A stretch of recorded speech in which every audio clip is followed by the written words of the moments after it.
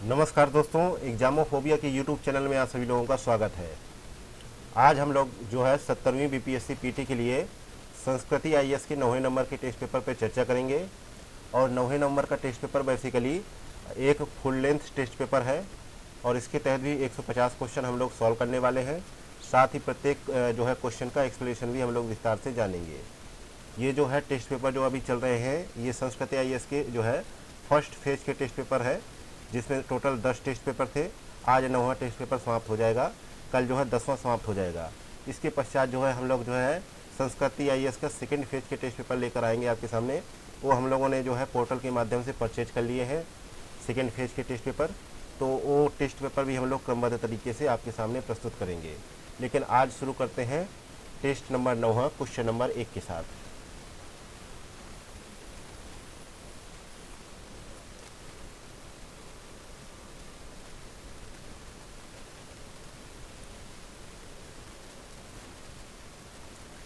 Question number पहला है, निम्नलिखित में से कौन सी बौद्ध धर्म के हीनयान संप्रदाय की विशेषताएं हैं। पहला है कि भगवान बुद्ध की स्तुति महापुरुष के रूप में की गई है हीनयान संप्रदाय में, ऐसा जो है कथन में कहा गया है। दूसरा कथन है कि निर्वाण प्राप्ति व्यक्ति का अंतिम लक्ष्य होता है। तीसरा कथन है कि मुख्य आदर्श जो है अहिर्त पद को प्राप्त करना। चौथा है निर्वाण प्राप्ति के लिए बुद्ध के प्रति विश्वास एवं भक्ति पर बल देना। तो अब आपसे क्वेश्चन में पूछ रहा है कि नीचे दिए गए कूट का प्रयोग कर सही उत्तर का चयन करें। तो ये जो हीनयान संप्रदाय है, तो यह महात्मा बुद्ध के दर्शन और सिद्धांतों में विश्वास करने वालों का जो है संप्रदाय है, इसीलिए इसे जो है हीनयान संप्रदाय कहा जाता है। ये किसी भी परिवर्तन के लिए उत्सुक नहीं थे, ऐसा जो है हीनयान संप्रदाय में कहा गया है। और हीनयान संप्रदाय है, ये महात्मा बुद्ध को एक महापुरुष बताता है, परंतु महायान में उन्हें देवता माना गया है तथा उनकी पूजा की जानी चाहिए, ऐसा कहा गया है। और जैसा कि आप तो जानते हैं कि जो है बौद्ध धर्म में 2 संप्रदायों का उल्लेख है, पहला हीनयान था, दूसरा महायान। और हम लोग आज बात कर रहे हैं हीनयान के बारे में। तो इसके अलावा जो है हीनयान संप्रदाय जो है स्वयं की जो है निर्वाण प्राप्ति को व्यक्ति का अंतिम लक्ष्य मानता है, परंतु महायान जो है संप्रदाय इसे स्वार्थ की एक भावना सिर्फ मानता है। और इसके अलावा हीनयान का आदर्श जो है अहिर्त पद को प्राप्त करना है तथा यह जो है भिक्षु जीवन का हिमायती है। तो इस प्रकार से यहाँ पे देखा जाए तो पहला, दूसरा, तीसरा तक सही हो गया। इसके अलावा जो चौथा स्टेटमेंट है वो यहाँ पे जो है गलत हो जाता है, क्योंकि जो है हीनयान संप्रदाय के ने जो है निर्वाण प्राप्ति हेतु अपने स्वयं के प्रयत्नों पर बल दिया, जबकि महायान संप्रदाय ने बुद्ध के प्रति विश्वास और भक्ति पर बल देना जारी रखा। तो यहाँ पे जो है ये कथन जो है ये जो है महायान के बारे में सही है, ना कि हीनयान के बारे में। तो यहाँ पे बी ऑप्शन करेक्ट आंसर हो जाएगा।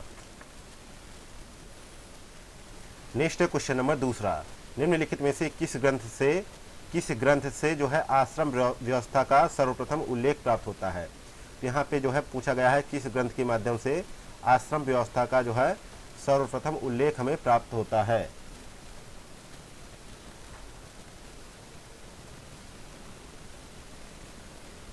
तो यहाँ पे दूसरे का करेक्ट आंसर क्या है, ये ऑप्शन छांदोग्योपनिषद से जो है हमें जो है आश्रम व्यवस्था के बारे में जानकारी प्राप्त होती है। और इसमें जो है प्रथम 3 आश्रमों के विषय में जानकारी मिलती है। पहला है ब्रह्मचर्य, दूसरा है गृहस्थ, तीसरा है वानप्रस्थ।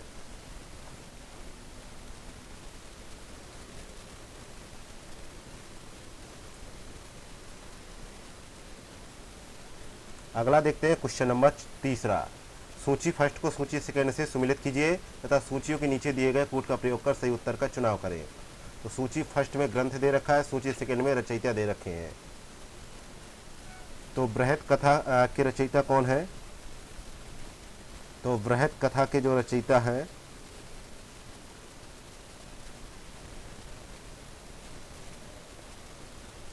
वो है गुढ़ाढ्य। पहले का जो है पहले ए का पहला सही है। और सेतु बंध के रचयिता है प्रवरसेन सेकेंड। और काव्य मीमांसा के रचयिता है भवभूति। और जो है मालती माधव के रचयिता है राजशेखर। इस प्रकार यहाँ पे सी नंबर का कूट सही बैठेगा, तो यहाँ पे सी ऑप्शन करेक्ट आंसर हो जाएगा।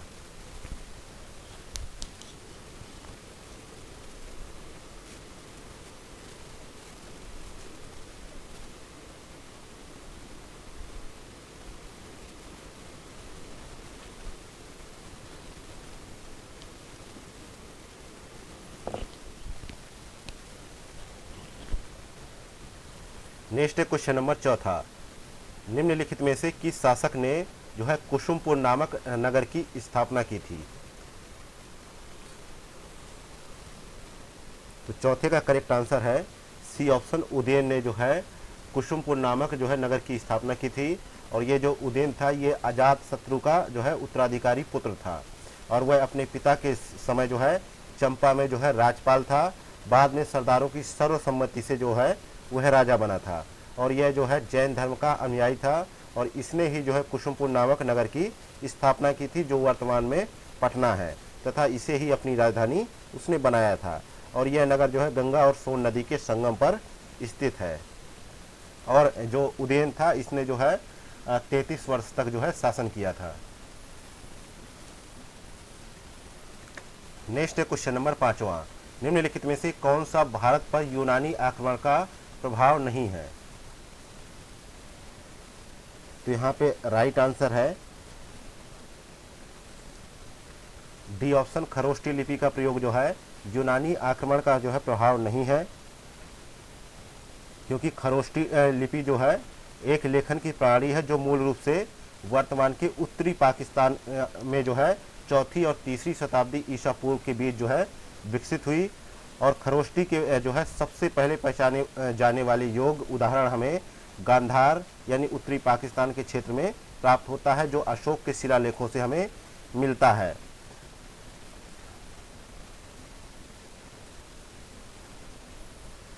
नेक्स्ट है क्वेश्चन नंबर 6वां, मुगल कालीन प्रशासन में आमिर उल बहर निम्नलिखित में से किस जो है विभाग का प्रमुख था। यह जो है जल सेना का प्रमुख था। डी ऑप्शन यहाँ पे राइट आंसर हो जाएगा।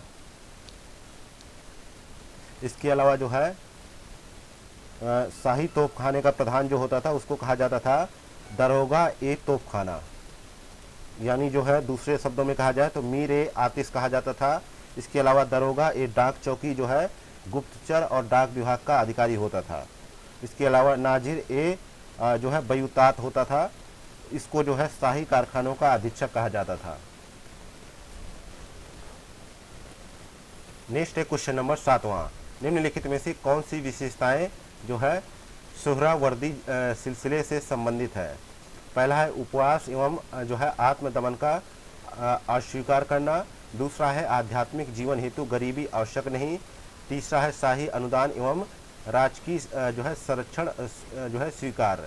तो नीचे दिए गए कूट का प्रयोग कर सही उत्तर का चयन करें। तो 7वें में देखा जाए तीनों ही विकल्प सही हैं, इसलिए डी ऑप्शन यहाँ पे राइट आंसर हो जाएगा। और जो सुहरावर्दी सिलसिले के संस्थापक थे उनका नाम था जो है बहाउद्दीन जकरिया, ये इसके जो है प्रमुख थे। और इसकी जो विशेषताएं हैं ये यहाँ पे दी हुई हैं। इसके अलावा और भी विशेषताएं थी जिनमें जो है भोजन एवं वस्त्र के विचार से आम जीवन जो है व्यतीत करने के पक्षधर थे। और जो है यहाँ पे शाही अनुदान वाला हो ही गया। हाँ, संगीत संगमों का भी जो है को उन्होंने अस्वीकार कर दिया था, किंतु उनमें जो है कभी कभी शामिल हो जाते थे, जो संगीत समागम होते थे उनमें शामिल हो जाते थे, लेकिन जो है लेकिन फिर भी वे जो है इन समारोहों को अस्वीकार करते थे। नेक्स्ट है क्वेश्चन नंबर 8वां, विजयनगर के निम्नलिखित में से किस शासक ने जो है तेलुगु ग्रंथ जो है आमुक्त माल्यद की रचना की थी। तो आमुक्त माल्यद की रचना जो है कृष्णदेव राय ने की थी। सी ऑप्शन यहाँ पे राइट आंसर है। ये जो है तेलुगु साहित्य के जो है महान विद्वान हुआ करते थे, और इन्होंने जो है ये जो है तुलु वंश के शासक थे। अब 1509 ईस्वी को जो है विजयनगर साम्राज्य के सिंहासन पर ये विराजमान हुए थे, और उनके शासनकाल में जो है विजयनगर ऐश्वर्य एवं शक्ति के दृष्टिकोण से अपने चरम पर पहुंच गया था। नेक्स्ट है क्वेश्चन नंबर 9वां, मुगल कालीन चित्रकला शैली के संदर्भ में निम्नलिखित कथनों पर विचार करें। पहला कथन है यह इस्लामिक एवं यूरोपीय दृश्य संस्कृति का मिश्रित रूप है। दूसरा कथन है यह शैली सूक्ष्म तकनीक एवं जो है यथार्थवादी चित्रण पर केंद्रित है। तीसरा कथन है कि सशक्त रेखांकन एवं बहुरंगी रंग योजना इसकी प्रमुख विशेषता है। तो उपर्युक्त कथनों में से कौन सा कथन यहाँ पे सही है? तो 8वें में देखा जाए, एक तो पहला कथन सही है, दूसरा सही है, लेकिन तीसरा यहाँ पे गलत हो जाता है। क्योंकि देखा जाए तो मुगल चित्र कला शैली जो है एक नूतन परिष्कृत शैली के रूप में उभरी थी, ना कि जो है सशक्त रेखांकन एवं बहुरंगी रंग योजना के माध्यम से यह उभरी थी। तो यहाँ पे जो है तीसरा स्टेटमेंट गलत है, पहला दूसरा सही है।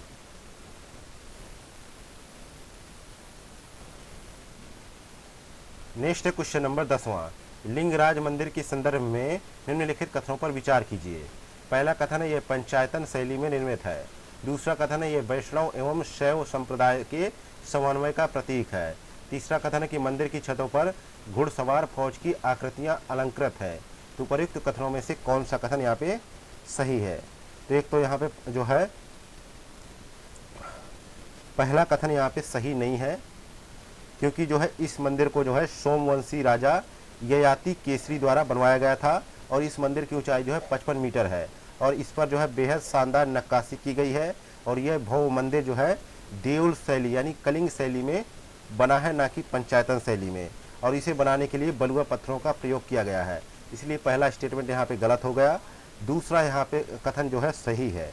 यह जो है मंदिर जो है लिंगराज मंदिर जो है उड़ीसा के भुवनेश्वर में स्थित है और इस मंदिर में भगवान शिव के साथ साथ जो है विष्णु की भी पूजा की जाती है। इसके अलावा जो है तीसरा स्टेटमेंट है वो भी यहाँ पे सही है। तो इस प्रकार पहला और तीसरा सही है, तो बी ऑप्शन करेक्ट आंसर हो जाएगा। नेक्स्ट क्वेश्चन नंबर 11वां। सविनय अवज्ञा आंदोलन के संदर्भ में गांधी जी द्वारा प्रस्तुत की गई 11 सूत्री मांगों का प्रकाशन निम्नलिखित में से किस समाचार पत्र में किया गया था?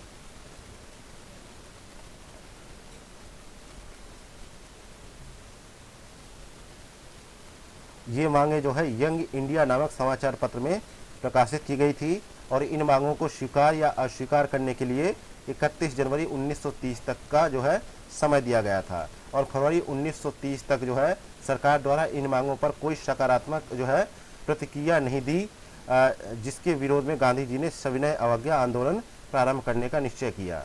यहाँ पे सी ऑप्शन करेक्ट आंसर हो जाएगा, Young India. Next question number 12वां। निम्नलिखित में से किन संगठनों का विलय कर जो है ब्रिटिश इंडियन एसोसिएशन का गठन किया गया था? तो यहाँ पे राइट आंसर है बंगाल ब्रिटिश इंडिया सोसाइटी एवं लैंड होल्डर्स सोसाइटी का जो है विलय करके ब्रिटिश इंडियन एसोसिएशन का गठन किया गया। डी ऑप्शन यहाँ पे करेक्ट आंसर है। जो बंगाल ब्रिटिश इंडिया सोसाइटी थी इसकी स्थापना जो है 1813 में की गई थी, जिसका उद्देश्य जो है लोगों में राष्ट्रवाद की भावना को जगाना तथा राजनीतिक शिक्षा को प्रोत्साहित करना था। इसके अलावा 1851 में जो है लैंड होल्डर्स सोसाइटी और बंगाल ब्रिटिश इंडिया सोसाइटी का विलय हो गया था। कब हुआ था विलय? 1851 में। 1851 में विलय किया गया था। इसके अलावा जो है लैंड होल्डर्स सोसाइटी के नाम से जो जमींदारी एसोसिएशन गठित की गई थी इसका गठन जो है 1838 में हुआ था। नेक्स्ट क्वेश्चन नंबर 13 है। मौलाना अबुल कलाम आज़ाद द्वारा निम्नलिखित में से किन पत्र या पत्रिकाओं का संपादन किया गया था? तो यहाँ पे देखा जाए एक समाचार पत्र था अल हिलाल, यह एक उर्दू समाचार पत्र था और इसकी स्थापना जो है 1912 में मौलाना अबुल कलाम आज़ाद द्वारा की गई थी। इसके अलावा दूसरा समाचार पत्र था अल बिलाग और इसकी स्थापना जो है 1913 में जो है की गई थी। यह भी उर्दू समाचार पत्र था। इसकी स्थापना भी जो है अबुल कलाम आज़ाद द्वारा 1913 में की गई थी। इसके अलावा द कॉमरेड और हमदर्द नामक जो है समाचार पत्रों का प्रकाशन जो है मौलाना मोहम्मद अली द्वारा किया गया था और जो है द कॉमरेड जो है अंग्रेजी समाचार पत्र था और जबकि जो है हमदर्द जो है उर्दू में प्रकाशित होता था। तो इसलिए यहाँ पे दूसरा चौथा सही है, यानी बी ऑप्शन करेक्ट आंसर हो जाएगा। Next question number 14। निम्नलिखित युग्मों में से कौन सा सही सुमेलित नहीं है?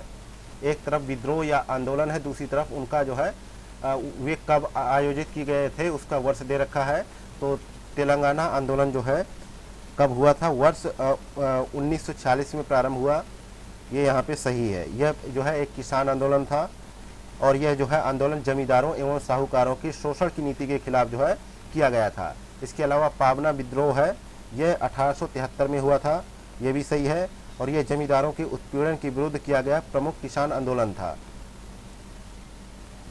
और इसकी शुरुआत जो है पावना के यूसुफ शाही परगना में इसकी शुरुआत हुई, जो अब के बांग्लादेश में है। और जो है एका आंदोलन जो है इसकी शुरुआत जो है 1921 में उत्तर प्रदेश के हरदोई, बहराइच और सीतापुर जिलों में लगान में वृद्धि एवं उपज के रूप में लगान वसूली को लेकर अवध के किसानों द्वारा यह आंदोलन चलाया गया था। इसके अलावा है मोअमरिया विद्रोह, यह जो है 1769 में जो है प्रारंभ किया गया और यह विद्रोह जो है असम में आहोम राजाओं की सत्ता के लिए प्रबल चुनौती सिद्ध हुआ और इस विद्रोह से प्रभावित क्षेत्र जो है असम और वर्तमान का बांग्लादेश का कुछ क्षेत्र भी था। तो यहाँ पे 1769 होना चाहिए, ना कि 1869, ये यहाँ पे गलत है, तो डी ऑप्शन करेक्ट आंसर हो जाएगा। नेक्स्ट है क्वेश्चन नंबर 15 है, निम्नलिखित में से कौन से निर्णय कांग्रेस के नागपुर अधिवेशन से संबंधित है। पहला है कांग्रेस कार्यकारिणी समिति का गठन, दूसरा है असहयोग आंदोलन के कार्यक्रम का अनुमोदन, तीसरा है कांग्रेस द्वारा जो है संवैधानिक दायरे से बाहर जन संघर्ष की अवधारणा का स्वीकार होना। तो नीचे दिए गए कूट का प्रयोग कर सही उत्तर का चयन करें। तो यहाँ पे 15 का देखा जाए तो नागपुर अधिवेशन कब हुआ, 1920 में, और इसकी अध्यक्षता जो है श्री विजय राघवाचार्य द्वारा की गई थी और इसमें कांग्रेस का नया संविधान बनाया गया था। और इसके जो कुछ निर्णय थे उनमें देखा जाए तो ये तीनों ही विकल्प यहाँ पे सही है, इसलिए डी ऑप्शन यहाँ पे करेक्ट आंसर हो जाएगा। नेक्स्ट क्वेश्चन नंबर 16 है, मुस्लिम लीग के लाहौर अधिवेशन जो 1940 में हुआ, तो इसमें पहली बार पृथक पाकिस्तान की मांग को स्वीकार किया गया। इस अधिवेशन की अध्यक्षता निम्नलिखित में से किसने की थी। तो इसकी अध्यक्षता जो है मोहम्मद अली जिन्ना द्वारा की गई थी। यहाँ पे जो है सी ऑप्शन करेक्ट आंसर हो जाएगा। नेक्स्ट है क्वेश्चन नंबर 17, कांग्रेस द्वारा जालियांवाला बाग हत्याकांड की जांच के लिए गठित समिति के अध्यक्ष निम्नलिखित में से कौन थे। तो जालियांवाला बाग की घटना जो है 13 अप्रैल 1919 को घटित हुई, जिसकी रिपोर्ट जो है रिपोर्ट के अनुसार जो है 379 लोग मारे गए और 1200 लोग घायल हो गए थे, जबकि जो है वास्तविकता में देखा जाए तो हत्याकांड में हजारों लोगों की जान गई और लगभग 3000 लोग जो है घायल हो गए थे। जो रिपोर्ट के अलावा जो है तथ्य थे उनके अनुसार जो है इतने लोगों की मृत्यु हो गई और जो है इतने लोग घायल हो गए। और जो जालियांवाला बाग हत्याकांड था इसकी जांच हेतु जो है अक्टूबर 1919 में जो है हंटर आयोग की स्थापना की गई, जिसमें 3 भारतीयों समेत कुल जो है 8 मेंबर रखे गए थे और जिसमें जो है जालियांवाला बाग हत्याकांड की जांच के लिए कांग्रेस ने भी एक समिति नियुक्त की थी, जिसे जो है तहकीकात कमेटी कहा जाता है। और इसके जो अध्यक्ष थे मदन मोहन मालवीय थे और इसके अन्य मेंबर थे महात्मा गांधी, मोतीलाल नेहरू, अब्बास तैयबजी, सीआर दास एवं जो है पुपुल जयकर, ये जो है इसके मेंबर थे। तो यहाँ पे ए ऑप्शन करेक्ट आंसर हो जाएगा। अध्यक्ष थे Madan Mohan Malviya.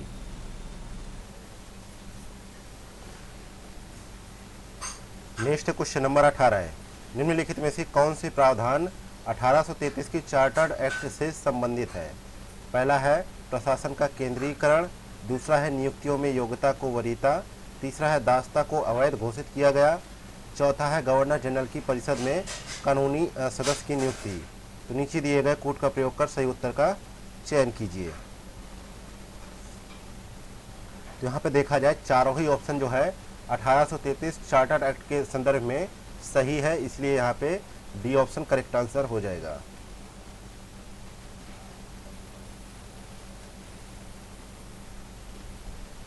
Next question number 19 है, सूची फर्स्ट को सूची सेकंड से सम्मिलित कीजिए तथा सूचियों के नीचे दिए गए कोड का प्रयोग कर सही उत्तर का चयन करें। सूची फर्स्ट में है आयोग, सूची सेकंड में है उनसे संबंधित विषय। तो फ्रेजर आयोग का संबंध जो है किससे है, तो 1902-3 में जो है सर एंड्रयू फ्रेजर के नेतृत्व में जो है पुलिस सुधारों के लिए एक पुलिस आयोग की जो है स्थापना की गई और इस दिशा में जो है लॉर्ड कर्जन को बहुत जो है सफलता मिली। और यह लॉर्ड कर्जन का ही शासनकाल था जिसमें जो है भारतीय घरेलू बुद्धिमत्ता की मूल संरचना विकसित हुई, जो 1947 ईस्वी तक बनी रही। तो यहाँ पे पहला मिलान जो है सही है। अगला है मॉनक्रीफ आयोग।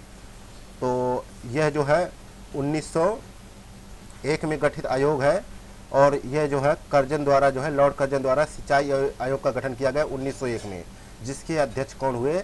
सर कॉलिन स्कॉट मॉनक्रीफ इसके जो है अध्यक्ष हुए। तो ये जो है सिंचाई आयोग था। तो ये यहाँ पे जो है इसका मिलान होगा चौथे से। अगला है मैकडोनल्ड आयोग। ये जो आयोग था इसकी स्थापना जो है लॉर्ड कर्जन के काल में ही 1900 से 1901 ईस्वी में जो है इसकी जो है स्थापना हुई थी। और इसने जो है दुर्भिक्ष वाले क्षेत्र में एक अकाल आयुक्त नियुक्त करने का सुझाव दिया और इसकी सिफारिश पर जो है 1899 से 1900 ईस्वी के अकाल के दौरान भू राजस्व माफ कर दिया गया। तो यहाँ पे करेक्ट आंसर होगा, तीसरे से मिलान हो जाएगा इसका। अगला है जो है वेलबाई आयोग। इसका गठन जो है 1895 ईस्वी में इसका जो है गठन किया गया और इसमें 6 मेंबर थे। दादा भाई नौरोजी को भी इसमें सदस्य के रूप में नियुक्त किया गया था और इस आयोग की रिपोर्ट 1900 ईस्वी में प्रकाशित हुई और इसने जो है ब्रिटिश हाउस ऑफ कॉमन्स से वित्तीय व्यवस्था की जो है निष्पक्षता सुनिश्चित करने का जो है आह्वान किया। यहाँ पे इसका मिलान दूसरे से हो जाएगा। इस प्रकार यहाँ पे सी वाला युग्म जो है सही सम्मिलित हो जाएगा। अगला क्वेश्चन नंबर 20, निम्नलिखित कथनों पर विचार करें। पहला कथन है कि हैदराबाद की स्वतंत्र राज्य का जो है इस संस्थापक जो है सदातुल्लाह खां था। दूसरा कथन है कि हैदराबाद सहायक संधि को स्वीकार करने वाला प्रथम राज्य था। हैदराबाद जो था वो सहायक संधि को स्वीकार करने वाला प्रथम राज्य था। तो सही कथन यहाँ पे चुनना है। तो 20वें में करेक्ट आंसर है, दूसरा सही है, पहला यहाँ पे गलत है। तो बी ऑप्शन यहाँ पे करेक्ट आंसर हो जाएगा, क्योंकि जुल्फिकार खान जो थे वे सर्वप्रथम दक्कन में जो है स्वतंत्र राज्य का स्वप्न देखा करते थे और वह 1708 ईस्वी में जो है दक्कन का वायसराय बने, किंतु 1713 में उसकी मृत्यु हो गई। उसके बाद जो है चिनकी लिच दक्कन का जो है सूबेदार बना और 1724 ईस्वी में सम्राट मोहम्मद शाह ने उसे दक्कन का वायसराय नियुक्त किया और उसे जो है आशफ जाह की उपाधि प्रदान की गई। इस प्रकार जो है हैदराबाद राज का प्रवर्तक जो है चिनकी लिच खान यानी जो है निजामुल मुल्क को जो है नियुक्त किया गया था, ना कि सदातुल्लाह खां को। तो यहाँ पे पहला स्टेटमेंट गलत था, दूसरा यहाँ पे सही था। अगला है क्वेश्चन नंबर 21, प्रथम आंग्ल सिख युद्ध के पश्चात संपन्न हुई लाहौर की संधि के संदर्भ में निम्नलिखित कथनों में से कौन से कथन सही है? पहला कथन है कि सतलुज के पार यानी दक्षिण के सभी क्षेत्र जो है सिखों को प्राप्त हुए। दूसरा कथन है कि सिख सेना को 12,000 घुड़सवार एवं 20,000 जो है पदाती तक जो है सीमित किया गया। तीसरा कथन है कि जो है कोर्ट अवेटिबल को लाहौर में रेजिडेंट नियुक्त किया गया। तो नीचे दिए गए कोर्ट का प्रयोग कर सही उत्तर का चयन करें। तो 21 में देखा जाए तो यहाँ पे दूसरा कथन तो सही है, पहला यहाँ पे गलत है। क्योंकि पहला इसलिए गलत है क्योंकि प्रथम आंग्ल सिख युद्ध जो हुआ वह जो है 1845 से 46 ईस्वी के मध्य हुआ, जिसके परिणाम स्वरूप जो है सिखों की बहुत क्षति हुई और अंग्रेज सेना ने लाहौर पर अधिकार कर लिया। इसके पश्चात 9 मार्च 1846 को लाहौर की संधि हुई और इस संधि के परिणाम स्वरूप महाराजा ने सतलुज और व्यास नदियों के बीच स्थित सभी दुर्गों पर से अपना अधिकार पूर्णतः छोड़ दिया, जिस पर कंपनी ने अधिकार कर लिया था। तो इसलिए पहला स्टेटमेंट गलत हो गया, दूसरा सही है और तीसरा भी यहाँ पे गलत हो जाता है। क्योंकि तीसरा इसलिए गलत है क्योंकि जो है सर हेनरी लॉरेंस को जो है कंपनी का जो है लाहौर में रेजिडेंट नियुक्त किया गया और उसने पंजाब के आंतरिक प्रशासन में हस्तक्षेप न करने का वचन दिया था। तो यहाँ पे केवल दूसरा ही स्टेटमेंट सही है, पहला और तीसरा गलत है। नेक्स्ट क्वेश्चन नंबर 22, निम्नलिखित में से कौन जो है कामगार किसान पार्टी की स्थापना से संबंधित थे? पहला श्रीपाद अमृत डांगे, दूसरा है मुजफ्फर अहमद, तीसरा है पूरन चंद्र जोशी, चौथा है सोहन सिंह जोश। तो नीचे दिए गए कोड का प्रयोग कर सही उत्तर का चयन करें। तो 22 में देखा जाए तो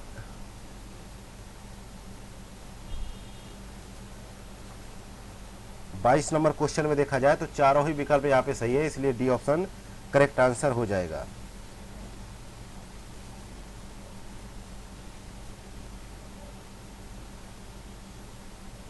अगला है क्वेश्चन नंबर 23।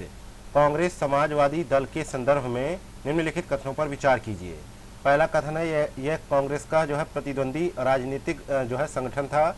दूसरा कथन है इसने जो है प्रांतीय चुनावों जो 1937 में हुए इसके पश्चात जो है मंत्रिमंडल के गठन का विरोध किया। तो उपर्युक्त कथनों में से कौन सा कथन यहाँ पे सही है? तो 23 में हम लोग पहुँच गए हैं। तो 23 में देखा जाए तो कांग्रेस समाजवादी दल की स्थापना 1934 में जयप्रकाश नारायण, राम मनोहर लोहिया और आचार्य नरेंद्र देव ने गांधी जी के साथ जो है वैचारिक मतभेदों के चलते इसकी स्थापना की थी और इसका प्रमुख लक्ष्य जो है स्वतंत्रता और समाजवाद था। और कांग्रेस समाजवादी दल कांग्रेस का एक जो है प्रतिद्वंदी राजनीतिक संगठन नहीं था, अपितु इसका गठन कांग्रेस के भीतर कार्य करने, उसे सुदृढ़ बनाने और इसकी नीतियों को आकार देने के लिए किया गया था। इसलिए पहला स्टेटमेंट यहाँ पे गलत हो गया। दूसरा स्टेटमेंट यहाँ पे सही है, तो इसलिए बी ऑप्शन यहाँ पे करेक्ट आंसर हो जाएगा।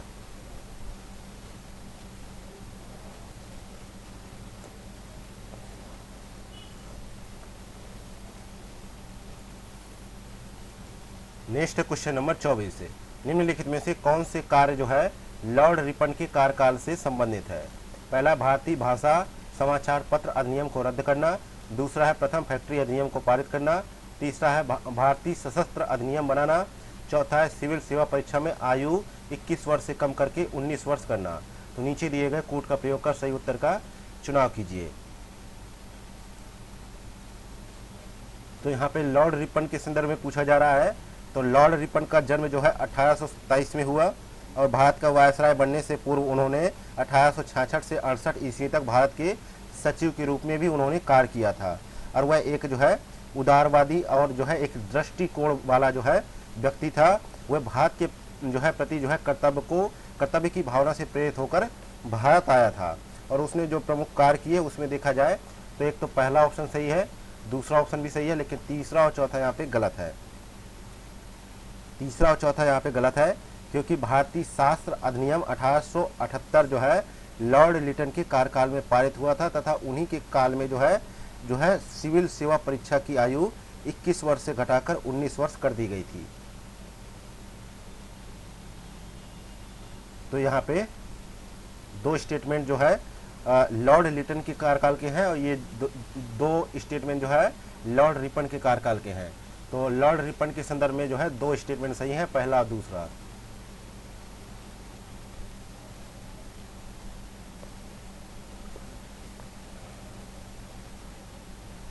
अगला है क्वेश्चन नंबर 25 है। निम्नलिखित कथनों पर विचार कीजिए। पहला कथन है कि जो है खराज मुसलमानों से वसूल किया जाने वाला भूमि कर था। दूसरा कथन है कि इस्लाम के अनुसार जो है खुम्स लूट में प्राप्त धन था जिसका 4/5 भाग शाही खजाने में रखा जाना था। तो प्रयुक्त कथनों में से कौन सा कथन यहाँ पे सही है? तो 25 में देखा जाए दोनों ही कथन यहाँ पे सही नहीं है, तो डी ऑप्शन यहाँ पे करेक्ट आंसर हो जाएगा। क्योंकि जो खिराज था वह गैर मुसलमानों पर लगाए जाने वाला भू राजस्व को कहा जाता था और खिराज या भू राजस्व जो है आय का प्रमुख स्रोत माना जाता था। यह आमतौर पर कुल उपज का 1/5 हिस्सा माना जाता था, लेकिन अलाउद्दीन खिलजी और मोहम्मद तुगलक जैसे सुल्तानों ने इसे बढ़ाकर उपज का 1/2 हिस्सा बना दिया था। तो इस प्रकार यहाँ पे पहला स्टेटमेंट यहाँ पे गलत है। और दूसरा स्टेटमेंट के बारे में देखा जाए तो जो खुम्स युद्ध में जो लूटा गया धन होता था, इस्लामी कानून के अनुसार इस लूट का केवल 1/5 भाग ही शाही खजाने में रखा जाता था तथा जो है खुम्स का शेष भाग का वितरण सैनिकों में वितरित कर दिया जाता था। इसलिए यहाँ पे दूसरा स्टेटमेंट भी गलत था। तो दोनों स्टेटमेंट गलत है, डी ऑप्शन करेक्ट हो जाएगा। नेक्स्ट है क्वेश्चन नंबर 26 है। मताधिकार की सीमाओं के संदर्भ में निम्नलिखित कथनों पर विचार कीजिए। पहला कथन है यदि कोई व्यक्ति जो है निवारक हिरासत में है तो वह मतदान में भाग नहीं ले सकता। दूसरा कथन है कि मतदान देने का अधिकार व्यक्तिगत स्वतंत्रता के अंतर्गत एक मौलिक अधिकार है। तो उपर्युक्त कथनों में से कौन से कथन यहाँ पे सही है? तो 26 में यहाँ पे राइट आंसर है। 26 में देखा जाए दोनों ही कथन यहाँ पे गलत है, तो डी ऑप्शन यहाँ पे करेक्ट आंसर हो जाएगा। डी ऑप्शन यहाँ पे करेक्ट आंसर हो जाएगा। क्योंकि किसी भी व्यक्ति को मतदान के अधिकार से जो है संसद द्वारा वंचित नहीं किया जा सकता। और ध्यान रखने वाली बात यह है कि यदि मतदान का अधिकार एक संवैधानिक अधिकार होता तो ऐसा संभव नहीं होता, क्योंकि इसके लिए संविधान में संशोधन की आवश्यकता होती। तो इसलिए कहा जा सकता है कि जेल में बंद लोगों को मतदान का अधिकार नहीं है, लेकिन यदि वे निवारक हिरासत में है या जमानत पर है तो मतदान कर सकते हैं। और दूसरा स्टेटमेंट भी यहाँ पे गलत ही है, तो मौलिक अधिकार तो है ही नहीं, क्योंकि जो है मतदान का अधिकार जो है जन प्रतिनिधित्व कानून 1951 के तहत जो है एक विधिक अधिकार है, इसलिए यहाँ पे दूसरा भी गलत था।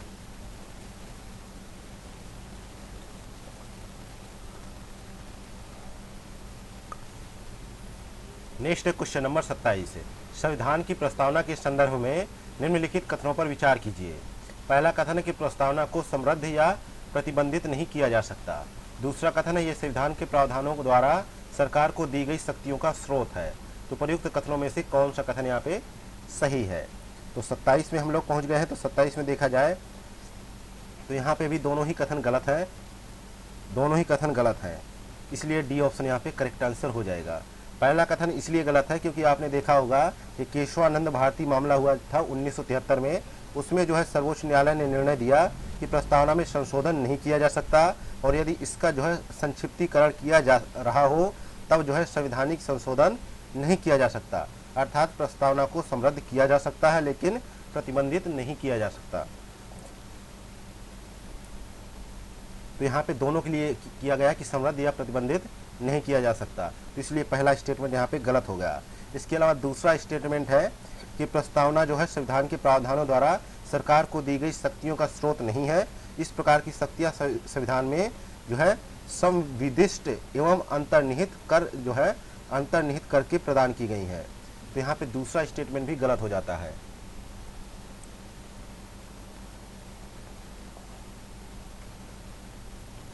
नेक्स्ट है क्वेश्चन नंबर 28, निम्नलिखित कथनों पर विचार कीजिए। पहला कथन है कि संविधान में भारत सरकार द्वारा अन्य प्रदेशों के जो है अधिग्रहण का प्रावधान है। दूसरा कथन है किसी भी क्षेत्र को छोड़ने के लिए संविधान संशोधन आवश्यक है। तो प्रयुक्त कथनों में से कौन से कथन यहाँ पे सही है? तो 28 में देखा जाए तो भारतीय संविधान के अनुच्छेद 1(3)(c) के तहत ऐसे अन्य प्रदेश की बात की गई है जिन्हें अधिग्रहित किया जा सकता है। अर्थात जो है यह संप्रभुत्व राष्ट्र राज्य की एक विशेषता है कि केवल क्षेत्र प्राप्त करने की बात की गई है, लेकिन अपने क्षेत्र को किसी अन्य देश को नहीं दिया जा सकता, ऐसा भी प्रावधान किया गया है। इसलिए यहाँ पे पहला स्टेटमेंट जो है सही है और दूसरा भी यहाँ पे सही है, इसलिए सी ऑप्शन यहाँ पे करेक्ट आंसर है। क्योंकि जो है बेरुबारी मामले में सर्वोच्च न्यायालय ने 1960 में कहा कि किसी भी क्षेत्र को छोड़ने के लिए संविधान में संशोधन की आवश्यकता है।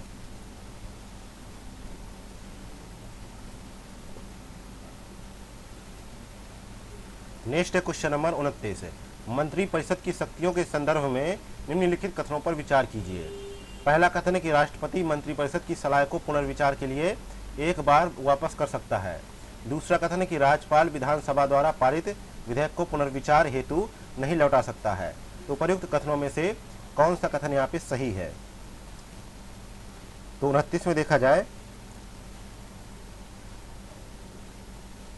तो एक तो जो है अनुच्छेद 74(2) में यह जो है प्रावधान किया गया है कि राष्ट्रपति जो है मंत्रिपरिषद से ऐसी सलाह पर जो है साधारणतः जो है पुनर्विचार करने की अपेक्षा कर सकेगा और राष्ट्रपति ऐसे पुनर्विचार के पश्चात दी गई सलाह के अनुसार कार्य करेगा। तो पहला स्टेटमेंट सही है और यहाँ पे देखा जाए तो दूसरा स्टेटमेंट यहाँ पे गलत हो जाता है।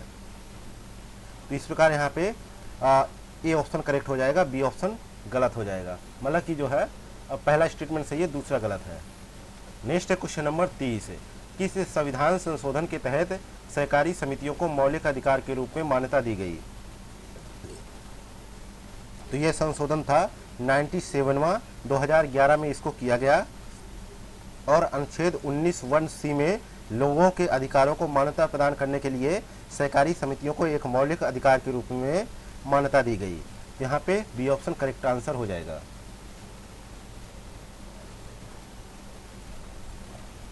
नेक्स्ट है क्वेश्चन नंबर 31 है, सर्वोच्च न्यायालय द्वारा संविधान के किस अनुच्छेद के तहत तत्काल 3 तलाक को अवैध घोषित किया गया है? तो सही जवाब है अनुच्छेद जो है 25(1) के तहत। सी ऑप्शन करेक्ट आंसर है।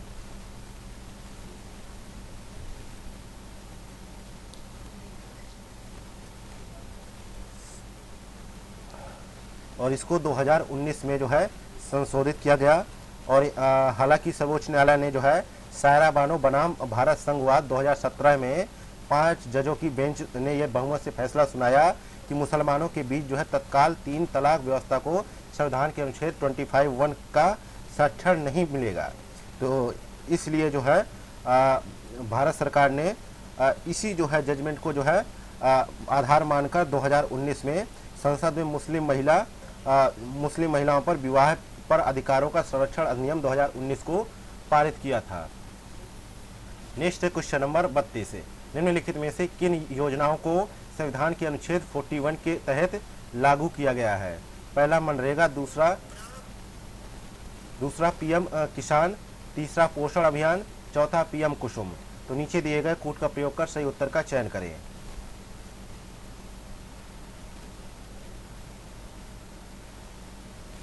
तो यहाँ पे जो है 32 में देखा जाए तो केवल जो है मनरेगा और पीएम किसान जो है योजना को जो है संविधान के अनुच्छेद 41 के तहत लागू किया गया है।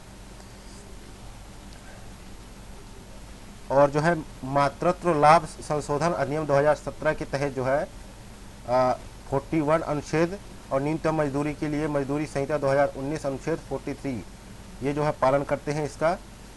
लेकिन यहाँ पे देखा जाए तो पोषण अभियान और पीएम कुसुम योजनाएं इसका भाग नहीं है। तो यहाँ पे करेक्ट आंसर होगा ए ऑप्शन।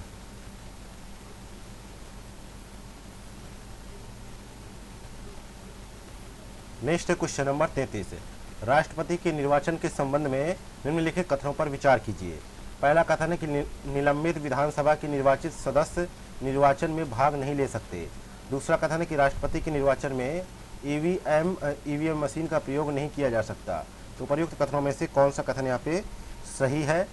एक तो यहाँ पे दूसरा कथन सही है कि ईवीएम का प्रयोग नहीं किया जा सकता, और दूसरा कथन यहाँ पे गलत है क्योंकि निर्वाचक मंडल की कुछ सीटें खाली रहने पर राष्ट्रपति का जो है चुनाव हो सकता है। एक निलंबित विधानसभा के निर्वाचित सदस्य जो है अनुच्छेद 356 के तहत जो है राष्ट्रपति चुनाव में भाग लेने के हकदार होंगे। इस प्रकार यहाँ पे बी ऑप्शन करेक्ट आंसर हो जाएगा, पहला गलत हो जाएगा। नेक्स्ट क्वेश्चन नंबर 34 है, निम्नलिखित में से किनकी नियुक्ति राष्ट्रपति द्वारा की जाती है? पहला भाषाई अल्पसंख्यकों के लिए विशेष अधिकारी, दूसरा है राष्ट्रीय मानवाधिकार आयोग का अध्यक्ष, तीसरा है वित्त आयोग के मेंबर, चौथा है चुनाव आयुक्त। नीचे दिए गए कूट का प्रयोग कर सही उत्तर का चयन करें। तो यहाँ पे चारों की ही नियुक्ति राष्ट्रपति द्वारा हो सकती है, तो इसलिए यहाँ पे डी ऑप्शन करेक्ट आंसर हो जाएगा। और भी जो है कई आयोग हैं और कई अधिकारी हैं जिनकी नियुक्ति राष्ट्रपति द्वारा की जाती है, लेकिन अभी के लिए इन चारों ऑप्शन को दिए गए हैं क्वेश्चन में, तो ये चारों यहाँ पे सही है। बाकी आप लोगों को पीडीएफ उपलब्ध करवा दी जाएगी जो है टेलीग्राम के माध्यम से, उसमें आप जो है विस्तार से एक्सप्लेनेशन को भी आप देख पाएंगे। नेक्स्ट क्वेश्चन नंबर 35 है, लोकसभा अध्यक्ष के संदर्भ में निम्नलिखित कथनों पर विचार कीजिए। पहला कथन है कि अध्यक्ष जो है सभा के विघटन के साथ ही पद को रिक्त कर देता है। दूसरा कथन है इसे सदन के सदस्यों की विशेष बहुमत से जो है पदच्युत किया जा सकता है। तो उपर्युक्त कथनों में से कौन सा कथन यहाँ पे सही है? तो देखा जाए तो भारतीय संविधान का अनुच्छेद है 93, इसमें लोकसभा अध्यक्ष के पद का प्रावधान किया गया है और इसके अनुसार लोकसभा जो है यथा अपने 2 सदस्यों को अध्यक्ष और उपाध्यक्ष चुनती है।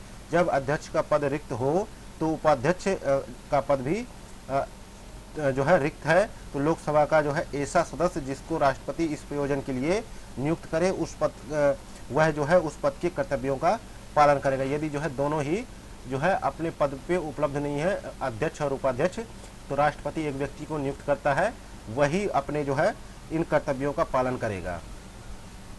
इसके अलावा जो है यदि लोकसभा का विघटन होता है तो विघटन के पश्चात होने वाले लोकसभा के प्रथम अधिवेशन के ठीक पहले तक अध्यक्ष अपने पद को रिक्त नहीं करेगा। इसलिए यहाँ पे पहला स्टेटमेंट गलत हो जाता है और दूसरा भी यहाँ पे गलत हो जाता है, क्योंकि यदि लोकसभा का अध्यक्ष सदन का सदस्य नहीं रहता तो वह अपना पद जो है रिक्त कर देगा। लोकसभा का अध्यक्ष को तत्कालीन समस्त सदस्यों के बहुमत से पारित संकल्प द्वारा पद से हटाया जा सकता है। तो दोनों ही कथन यहाँ पे गलत है, इसलिए डी ऑप्शन राइट आंसर हो जाएगा। नेक्स्ट है क्वेश्चन नंबर 36 है, राष्ट्रीय अनुसूचित जाति आयोग के संदर्भ में निम्नलिखित कथनों में से कौन सा कथन सही नहीं है। यहाँ पे डी ऑप्शन सही नहीं है कि यह 7 सदस्यीय संवैधानिक संस्थान है, क्योंकि यह जो है 5 सदस्यीय जो है संवैधानिक संस्थान है, जिसमें एक अध्यक्ष, एक उपाध्यक्ष और 3 सदस्य होते हैं। नेक्स्ट है क्वेश्चन नंबर 37 है, संविधान की 6ठी अनुसूची के अंतर्गत प्रशासन की विशेषताओं के संदर्भ में निम्नलिखित में से कौन सा विकल्प सही नहीं है। तो यहाँ पे बी ऑप्शन का विकल्प सही नहीं है, क्योंकि जो है राष्ट्रपति को स्वशासी जिलों को स्थापित करने, क्षेत्रों को घटाने या सीमा निर्धारण का अधिकार है। ये कथन यहाँ पे गलत है, क्योंकि जो है राज्यपाल को स्वशासी जिलों को स्थापित या पुनर्स्थापित करने का अधिकार है। अतः राज्यपाल इनके क्षेत्रों को बढ़ा या घटा सकता है, नाम भी परिवर्तित कर सकता है और सीमाएं भी निर्धारित कर सकता है। नेक्स्ट है क्वेश्चन नंबर 38, निम्नलिखित में से कौन सी एक जो है संविधानेतर संस्था है। तो इस संस्था का नाम कौन सा है। उदाहरण के लिए मान लेते हैं कि जो है संविधानेतर संस्थाएं कौन कौन सी हैं। यह है राष्ट्रीय मानवाधिकार आयोग, केंद्रीय सतर्कता आयोग और जो है नीति आयोग और केंद्रीय जांच ब्यूरो। इस प्रकार यहाँ पे राष्ट्रीय मानवाधिकार दिया है, तो सी ऑप्शन करेक्ट आंसर हो जाएगा। बाकी ये जो है संवैधानिक संस्थाएं हैं ये तीनों। नेक्स्ट है क्वेश्चन नंबर 39 है, निम्नलिखित युग्मों पर विचार कीजिए। तो एक तरफ अनुच्छेद है, दूसरी तरफ उनसे संबंधित उपबंध है। तो यहाँ पे देखा जाए तो संविधान के अनुच्छेद 215 के अनुसार जो है प्रत्येक उच्च न्यायालय जो है अभिलेख न्यायालय होगा और उसको अपने जो है अवमान के लिए दंड देने की शक्ति सहित ऐसे जो है न्यायालय की सभी शक्तियां प्राप्त हैं।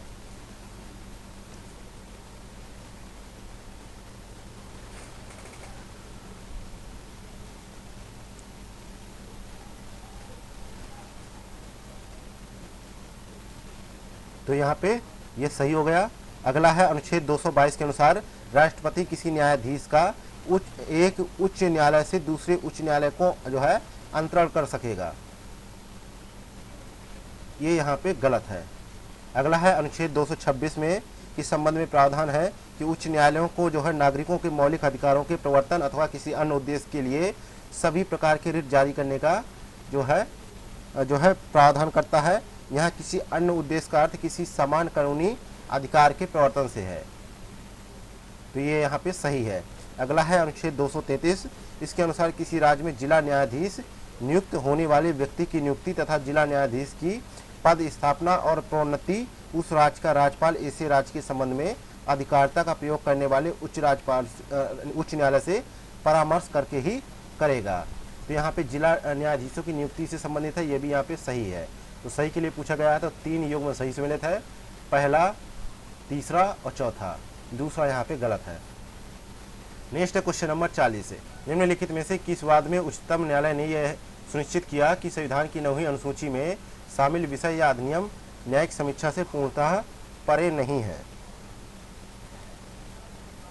तो यह जो है IR कोइलहो बनाम तमिलनाडु राज्यवाद हुआ 2007 में, उसमें यह जो है उच्चतम न्यायालय ने यह जो है सुनिश्चित किया कि संविधान की 9वीं अनुसूची में शामिल विषय न्यायिक समीक्षा से परे नहीं है। सी ऑप्शन यहाँ पे करेक्ट आंसर है। नेक्स्ट है क्वेश्चन नंबर 41 है, हाल ही में तमिलनाडु में संपन्न हुए खेलो इंडिया यूथ गेम्स 2024 में बिहार पदक तालिका में निम्नलिखित में से किस स्थान पर रहा है। तो बिहार जो है 21वें पायदान पे रहा है बिहार, और बिहार ने जो है 5 पदक जीते थे, है ना। सी ऑप्शन करेक्ट है।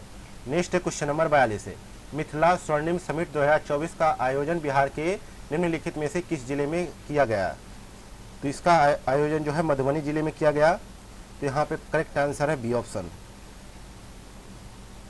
नेक्स्ट है क्वेश्चन नंबर 43, हाल ही में बिहार सरकार द्वारा शिक्षकों की ऑनलाइन उपस्थिति दर्ज कराने के लिए निम्नलिखित में से कौन सा एप्लीकेशन लॉन्च किया गया है। तो इस एप्लीकेशन का नाम है ई शिक्षा कोष। तो यहाँ पे करेक्ट आंसर है सी ऑप्शन।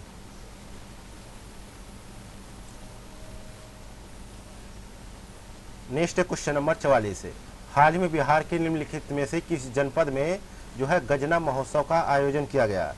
तो गजना महोत्सव का आयोजन जो है बिहार के औरंगाबाद जनपद में किया गया। यहाँ पे बी ऑप्शन करेक्ट आंसर है। और यह जो है गजना धाम की ऐतिहासिक गरिमा एवं धार्मिक महिमा को देश दुनिया में प्रचारित और प्रसारित करने के उद्देश्य से 2004 से इस महोत्सव का आयोजन बिहार सरकार द्वारा किया जा रहा है। नेक्स्ट है क्वेश्चन नंबर 45 से, हाल ही में खबरों में रही बिहार की खिलाड़ी जो है मारिया अभिनवी निम्नलिखित में से किस खेल से संबंधित है? ये जो है भारोत्तोलन से संबंधित है। डी ऑप्शन करेक्ट आंसर है। जिन्होंने अपनी जो है 30वीं राष्ट्रीय भारोत्तोलन प्रतिस्पर्धा में मारिया अभिनवी भारती ने सिल्वर पदक जीतकर बिहार को जो है गौरवान्वित किया है। और ये जो है मारिया जो है बिहार अग्निशमन विभाग में कार्यरत है। नेक्स्ट है क्वेश्चन नंबर 46 है, हाल ही में खो खो खिलाड़ी जो है नसरीन शेख को राष्ट्रपति द्वारा अर्जुन पुरस्कार से सम्मानित किया गया। इनका संबंध बिहार के निम्नलिखित में से किस जनपद से है? तो इनका संबंध जो है बिहार के अररिया जिले से है। बी ऑप्शन यहाँ पे करेक्ट आंसर है। नेक्स्ट है क्वेश्चन नंबर 47 है, हाल ही में बिहार सरकार द्वारा राज्य में स्टार्टअप इकोसिस्टम को बढ़ावा देने के लिए निम्नलिखित में से किस संस्था के साथ समझौता किया गया है? तो ये जो है भारतीय लघु उद्योग विकास बैंक सिडबी के साथ समझौता किया गया है। तो यहाँ पे करेक्ट आंसर है जो है ए ऑप्शन। और यह योजना जो है 50 करोड़ रुपए की है। नेक्स्ट है क्वेश्चन नंबर 48 है, हाल ही में climate resilient and low carbon development pathway द्वारा जारी रिपोर्ट के अनुसार बिहार का ग्रीन हाउस गैस उत्सर्जन वर्ष 2070 तक निम्नलिखित में से लगभग कितना होने का अनुमान है? तो यहाँ पे 48 का सही जवाब है, 5 गुना होने का अनुमान है। सी ऑप्शन करेक्ट आंसर है। नेक्स्ट है क्वेश्चन नंबर 49 नंबर क्वेश्चन है, हाल ही में बिहार के रोहतास जनपद को सूखे से बचाने के लिए निम्नलिखित में से किस नदी पर जलाशय निर्माण की घोषणा की गई है? तो यहाँ पे राइट आंसर है औसाने में की गई है। डी ऑप्शन करेक्ट आंसर है। नेक्स्ट है क्वेश्चन नंबर 50, हाल ही में बोधगया में आयोजित धर्म संस्कृति संगम के 10वें जो है चीवरदान एवं संघदान कार्यक्रम में निम्नलिखित में से कौन मुख्य अतिथि के रूप में शामिल हुए हैं? तो 50 में देखा जाए तो राजेंद्र विश्वनाथ जो है आर्लेकर शामिल हुए हैं। बी ऑप्शन करेक्ट आंसर है। ये जो है बिहार के राज्यपाल हैं। नेक्स्ट है क्वेश्चन नंबर 51, नीचे दो कथन दिए गए हैं जिनमें से एक को अभिकथन ए तथा दूसरे को कारण आर कहा गया है। तो अभिकथन ए दे रखा है कि मानव आहार में जल में विलय विटामिनों की नियमित आपूर्ति आवश्यक है। कारण आर है कि जल में विलय जो है विटामिन सरलता से मूत्र के साथ उत्सर्जित हो जाते हैं। तो नीचे दिए गए कूट का प्रयोग कर सही उत्तर का चयन कीजिए। तो 51 में देखा जाए तो ए आर दोनों सही है और आर ए की सही व्याख्या करता है। ए ऑप्शन यहाँ पे करेक्ट आंसर है। नेक्स्ट है क्वेश्चन नंबर 52, निम्नलिखित में से कौन सा क्षारक आरएनए में अनुपस्थित होता है? तो 52 में देखा जाए इसमें जो है थायमीन जो है अनुपस्थित होता है। डी ऑप्शन करेक्ट आंसर है।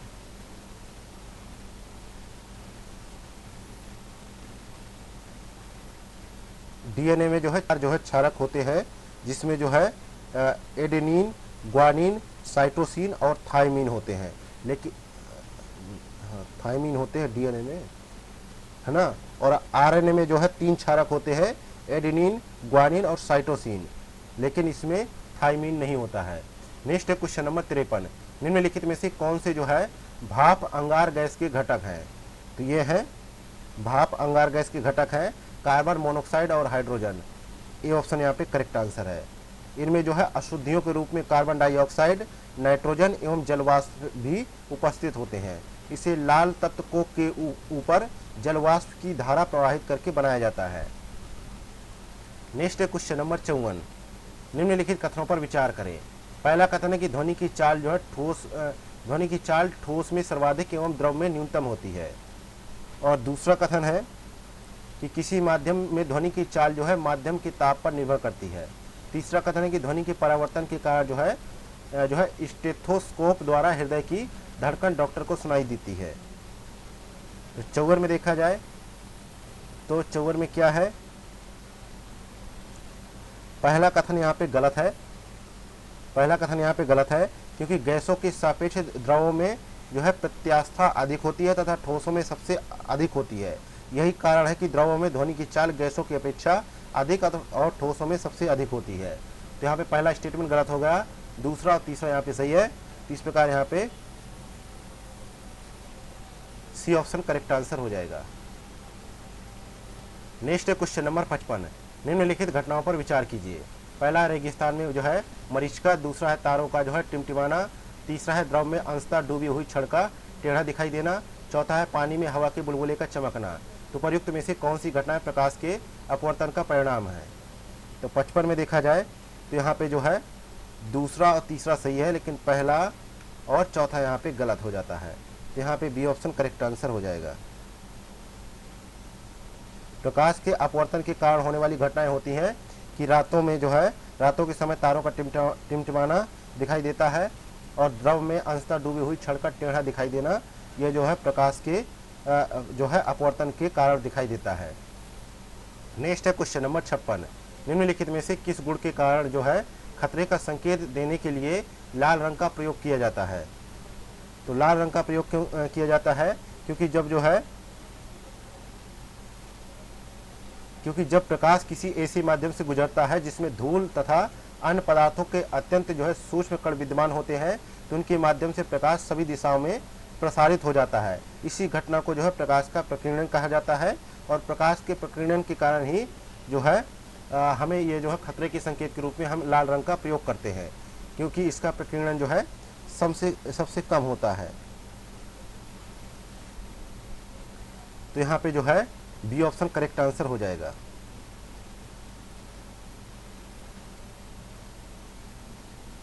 नेक्स्ट है क्वेश्चन नंबर 57। नीचे दो कथन दिए गए हैं जिनमें से एक को अभिकथन ए तथा दूसरे को कारण आर कहा गया है। तो अभिकथन ए में लिखा है कि विलयन में प्रकाश का मार्ग दिखाई नहीं देता। कारण आर है कि अपने छोटे आकार के कारण विलयन के कण जो है गुजर रही प्रकाश की जो है किरण को फैला देते हैं। तो नीचे दिए गए कूट का प्रयोग कर सही उत्तर का चयन करें। तो यहाँ पे देखा जाए अभिकथन तो सही है, परंतु इसका कारण यहाँ पे गलत हो जाता है, इसलिए सी ऑप्शन यहाँ पे करेक्ट आंसर हो जाता है।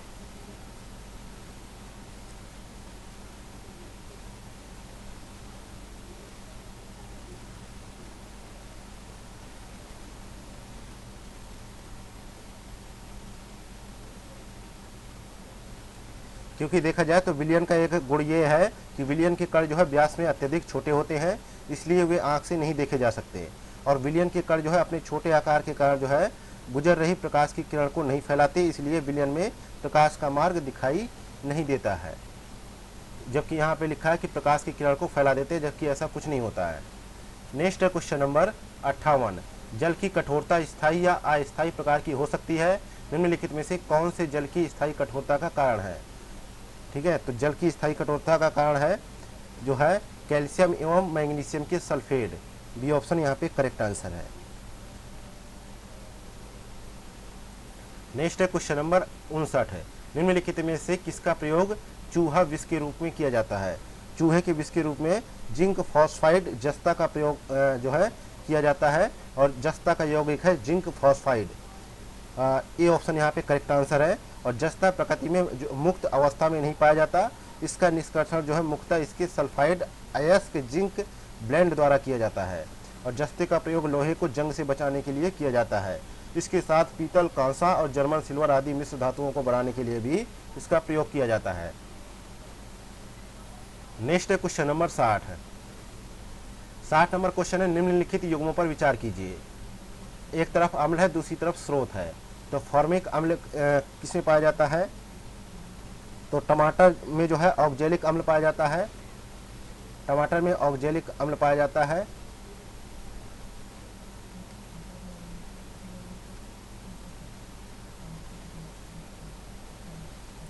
और संतरे में जो है सिट्रिक अम्ल पाया जाता है।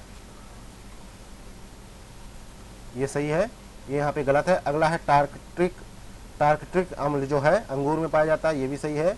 ब्यूट्रिक अम्ल जो है किसमें पाया जाता है? जो है ये बासी मक्खन में उपस्थित होता है, ये भी सही है। तो जो सही है तो दूसरा, तीसरा, चौथा सही है, यानी सी ऑप्शन करेक्ट है। जो फॉर्मिक अम्ल है वो नहीं टमाटर में पाया जाता, बल्कि टमाटर में ऑक्जेलिक अम्ल पाया जाता है। और फॉर्मिक अम्ल जो है प्राकृतिक रूप से लाल चींटियों, मधुमक्खियों और जो है बर्रों के डंकों में पाई जाती है। नेक्स्ट है क्वेश्चन नंबर 61। 61 नंबर क्वेश्चन है, निम्नलिखित कथनों पर विचार कीजिए। पहला कथन है मगरमच्छ, पहला ऑप्शन है मगरमच्छ, दूसरा छिपकली, तीसरा कुत्ता, चौथा चमगादड़। पूछा गया है कि उपर्युक्त जीवों में से किन में लिंग गुणसूत्र नहीं पाए जाते हैं। तो लिंग गुणसूत्र नहीं पाए जाते हैं, एक तो मगरमच्छ में नहीं पाया जाता और दूसरा छिपकली में नहीं पाया जाता, लेकिन कुत्ते में और चमगादड़ में पाया जाता है। इसलिए यहाँ पे ये ऑप्शन यहाँ पे करेक्ट आंसर हो जाएगा।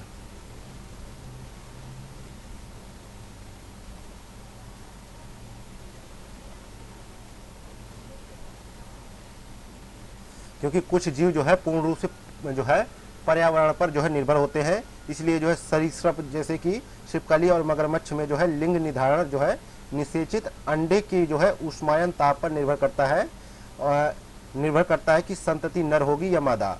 इसके अलावा घोंघे जैसे कुछ जो है प्राणी अपना लिंग बदल सकते हैं, लेकिन मानव लिंग जो है निर्धारण आनुवंशिक आधार पर होता है। जैसे कि दो उदाहरण है जिनमें जो है कुत्ता भी उसी प्रजाति का आता है और चमगादड़ भी, लेकिन जो है यहाँ पे जो है छिपकली और मगरमच्छ जो है क्या है लिंग गुणसूत्र इसमें नहीं पाए जाते हैं। नेक्स्ट है क्वेश्चन नंबर 62। सीटी स्कैन करने में निम्नलिखित में से किन किरणों का प्रयोग किया जाता है। तो सीटी स्कैन करने में जो है एक्स किरणों का प्रयोग किया जाता है। बी ऑप्शन यहाँ पे करेक्ट आंसर है। और सीटी स्कैन का उपयोग शरीर के विभिन्न क्षेत्रों में बीमारी या चोट की पहचान करने के लिए किया जाता है।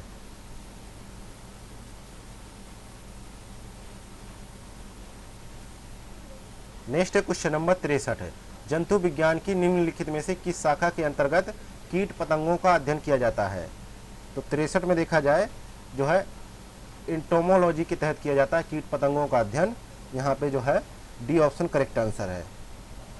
इसके अलावा जो है मकड़ियों के अध्ययन के लिए जो है एरेकनोलॉजी का प्रयोग किया जाता है, और कैरियोलॉजी का प्रयोग जो है केंद्रक का अध्ययन करने के लिए किया जाता है, और साइटोलॉजी का प्रयोग जो है जंतु विज्ञान की जो है एक शाखा है जिसके अंतर्गत कोशिकाओं का अध्ययन करने के लिए साइटोलॉजी का प्रयोग किया जाता है। अगला क्वेश्चन नंबर 64 है। निम्नलिखित में से किस विटामिन की कमी के कारण जो है रक्तलाप्तता नामक रोग होता है।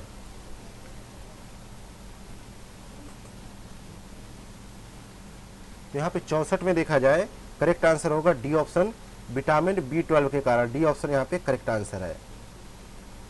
और देखा जाए तो विटामिन शब्द का प्रयोग जो है सर्वप्रथम जो है सी फंक द्वारा जो है 1911 में किया गया, और मानव द्वारा विटामिन जो है खाद्य पदार्थों से प्राप्त किया जाता है, तथा मानव शरीर में विटामिन जो है विभिन्न जो है उपापचयी क्रियाओं का नियंत्रण करते हैं। और विटामिन जो है बी और सी जो है जल में घुलनशील है, और वसा में घुलनशील विटामिन है A, D, E, K। ठीक है, आगे बढ़ते हैं, देखते हैं क्वेश्चन नंबर 65 है। मानव शरीर में रुधिर निम्नलिखित में से कौन सी कार्य करता है। पहला है ऑक्सीजन का परिवहन, दूसरा है अपशिष्ट पदार्थों का उत्सर्जन, तीसरा है भोजन का परिवहन, चौथा है रोगाणुओं को नष्ट करना। तो नीचे दिए गए कूट का प्रयोग कर सही उत्तर का चयन करें। तो चारों ही विकल्प यहाँ पे सही थे, इसलिए डी ऑप्शन करेक्ट आंसर हो जाएगा। नेक्स्ट है क्वेश्चन नंबर 66। निम्नलिखित युग्मों में से कौन सा सही सुमेलित नहीं है। एक तरफ पादापंख है, दूसरी तरफ उनके कार्य हैं। तो जाइलम का कार्य क्या है। जाइलम का कार्य है जल का परिवहन करना, रंध्र का काम है वातपोत्सर्जन करना, मूल रोम का कार्य है जल का अवशोषण करना, लेकिन फ्लोएम का जो कार्य है, यहाँ पे फ्लोएम दे रखा है,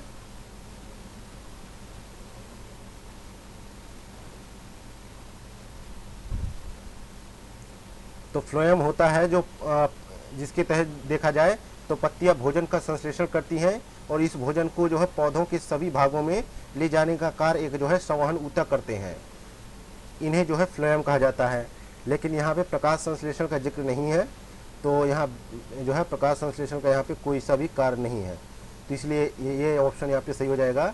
फ्लोएम जो है अब जो है सभी जो है भागों, पौधे के सभी भागों में ले जाने का कार्य जो है संवहन ऊतक करता है, भोजन को ले जाने का कार्य करता है, उसे जो है फ्लोएम कहते हैं।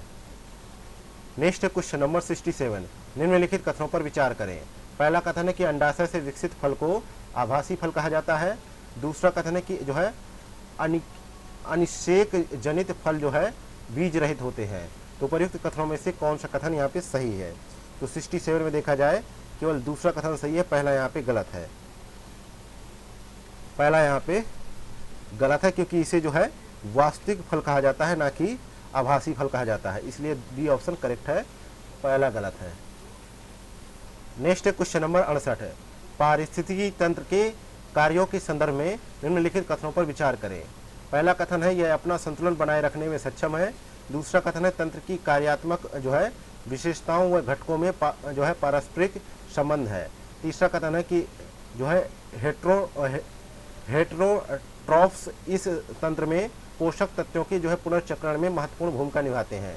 तो उपर्युक्त कथनों में से कौन सा कथन सही है? तो 68 में देखा जाए पहला सही है, दूसरा सही है, लेकिन तीसरा यहाँ पे गलत है। तो बी ऑप्शन यहाँ पे करेक्ट आंसर हो जाएगा, तीसरा यहाँ पे गलत है,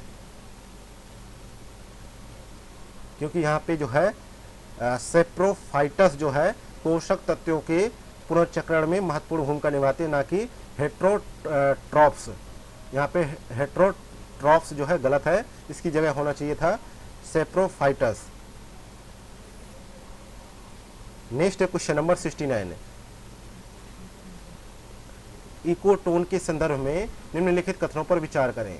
पहला कथन है यह दो से अधिक जो है पारिस्थितिक तंत्रों के बीच जंक्शन का कार्य करता है। दूसरा कथन है कि पूर्ण विकसित जो है संक्रमित क्षेत्र में निकटवर्ती समुदायों के समान ही जीव होते हैं। तीसरा है ये क्षेत्र बहुत जो है संकीर्ण या काफ़ी चौड़े हो सकते हैं। चौथा है मैंग्रोव वन जो है स्थलीय और रेगिस्तानी पारिस्थितिकी तंत्र के मध्य जो है एक इकोटोन का उदाहरण है। तो प्रयुक्त कथनों में से कौन सा कथन यहाँ पे सही है?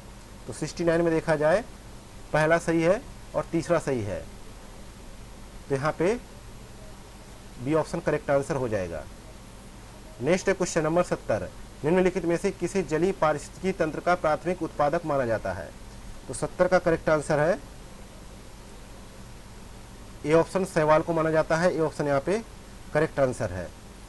नेक्स्ट क्वेश्चन नंबर 71, यहाँ पे एन का मान ज्ञात करना है। इक्वेशन दे रखी है, तो यहाँ पे एन का मान होगा 85।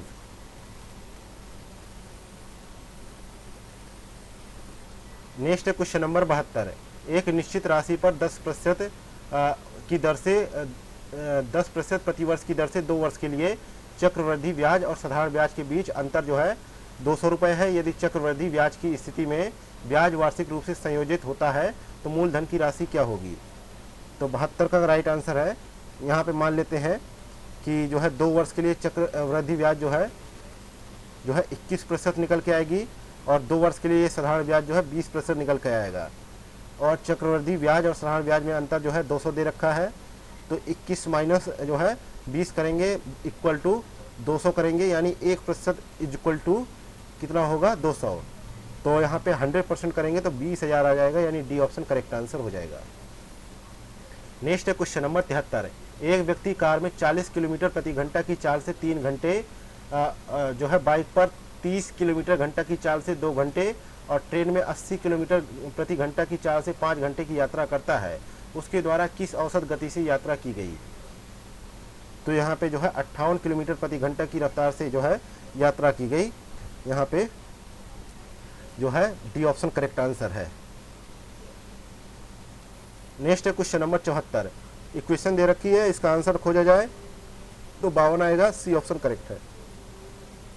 नेक्स्ट है क्वेश्चन नंबर 75, यदि 45 व्यक्ति एक दिन में 8 घंटे कार्य करते हुए किसी कार्य को 18 दिनों में पूरा करते हैं तो प्रतिदिन 9 घंटे कार्य करते हुए कितने व्यक्तियों को उसी कार्य का 2/3 भाग 20 दिनों में पूरा करना होगा? तो यहाँ पे जो है राइट आंसर होगा 24 दिनों में पूरा करना होगा। ए ऑप्शन करेक्ट है, क्योंकि जो है कुल कार्य कितना है 3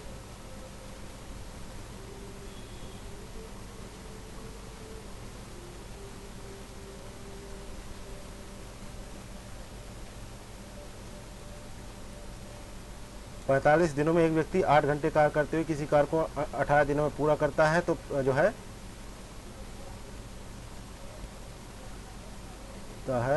तो प्रतिदिन 9 घंटे कार्य करते हुए कितने व्यक्तियों को उसी कार्य को 2/3 भाग जो है 20 दिनों में पूरा करना होगा? तो माना 2/3 कार्य करने को आदमी पूरा करते हैं, तो 45 गुणे 8 गुणे 18 बटे 3 W इक्वल टू x गुणे 9 गुणे 20 बटे 2W, तो आएगा 24।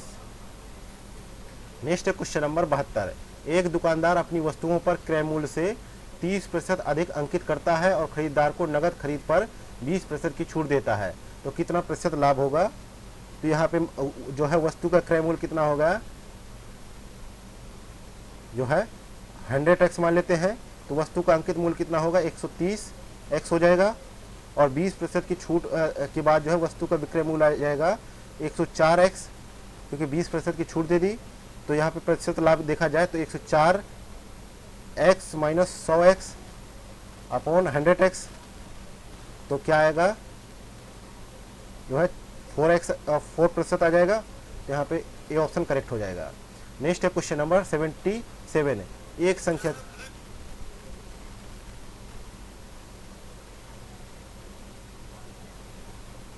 नेक्स्ट है क्वेश्चन नंबर 77। एक संख्या की 400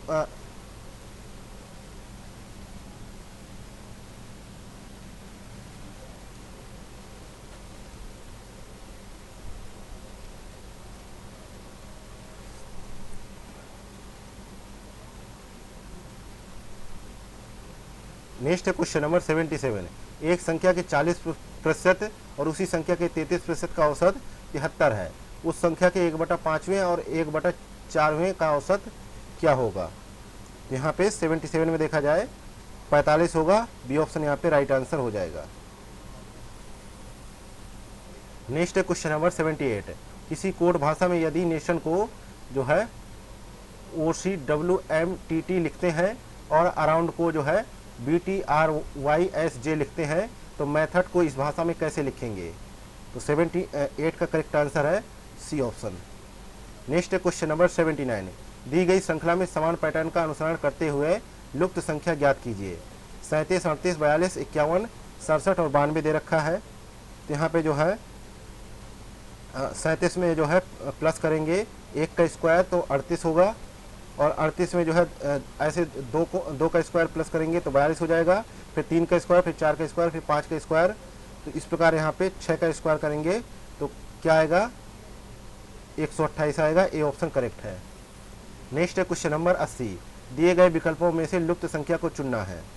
तो यहाँ पे क्या लिखा है, 22 माइनस 12 का स्क्वायर आएगा बराबर 11 का स्क्वायर, तो 121 होता है। 28 माइनस 15 का स्क्वायर बराबर 13 का स्क्वायर 169 होता है।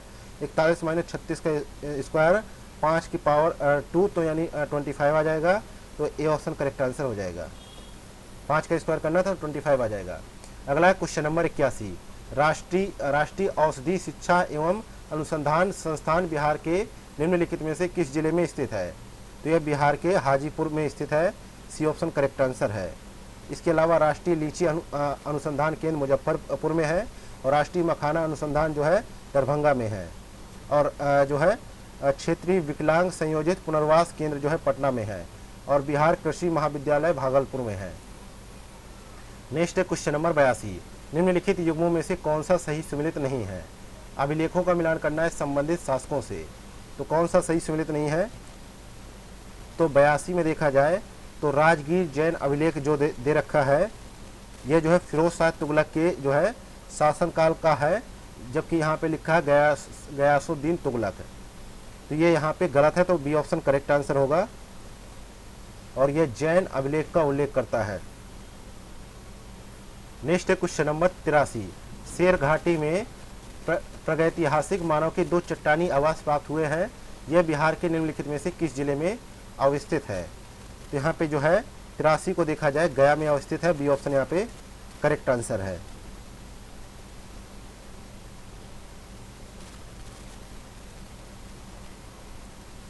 इसके अलावा जो है पूरा पाषाण काल के जो है उपकरण जो है बिहार के नालंदा जिले से प्राप्त हुए हैं, जिसमें जेलियान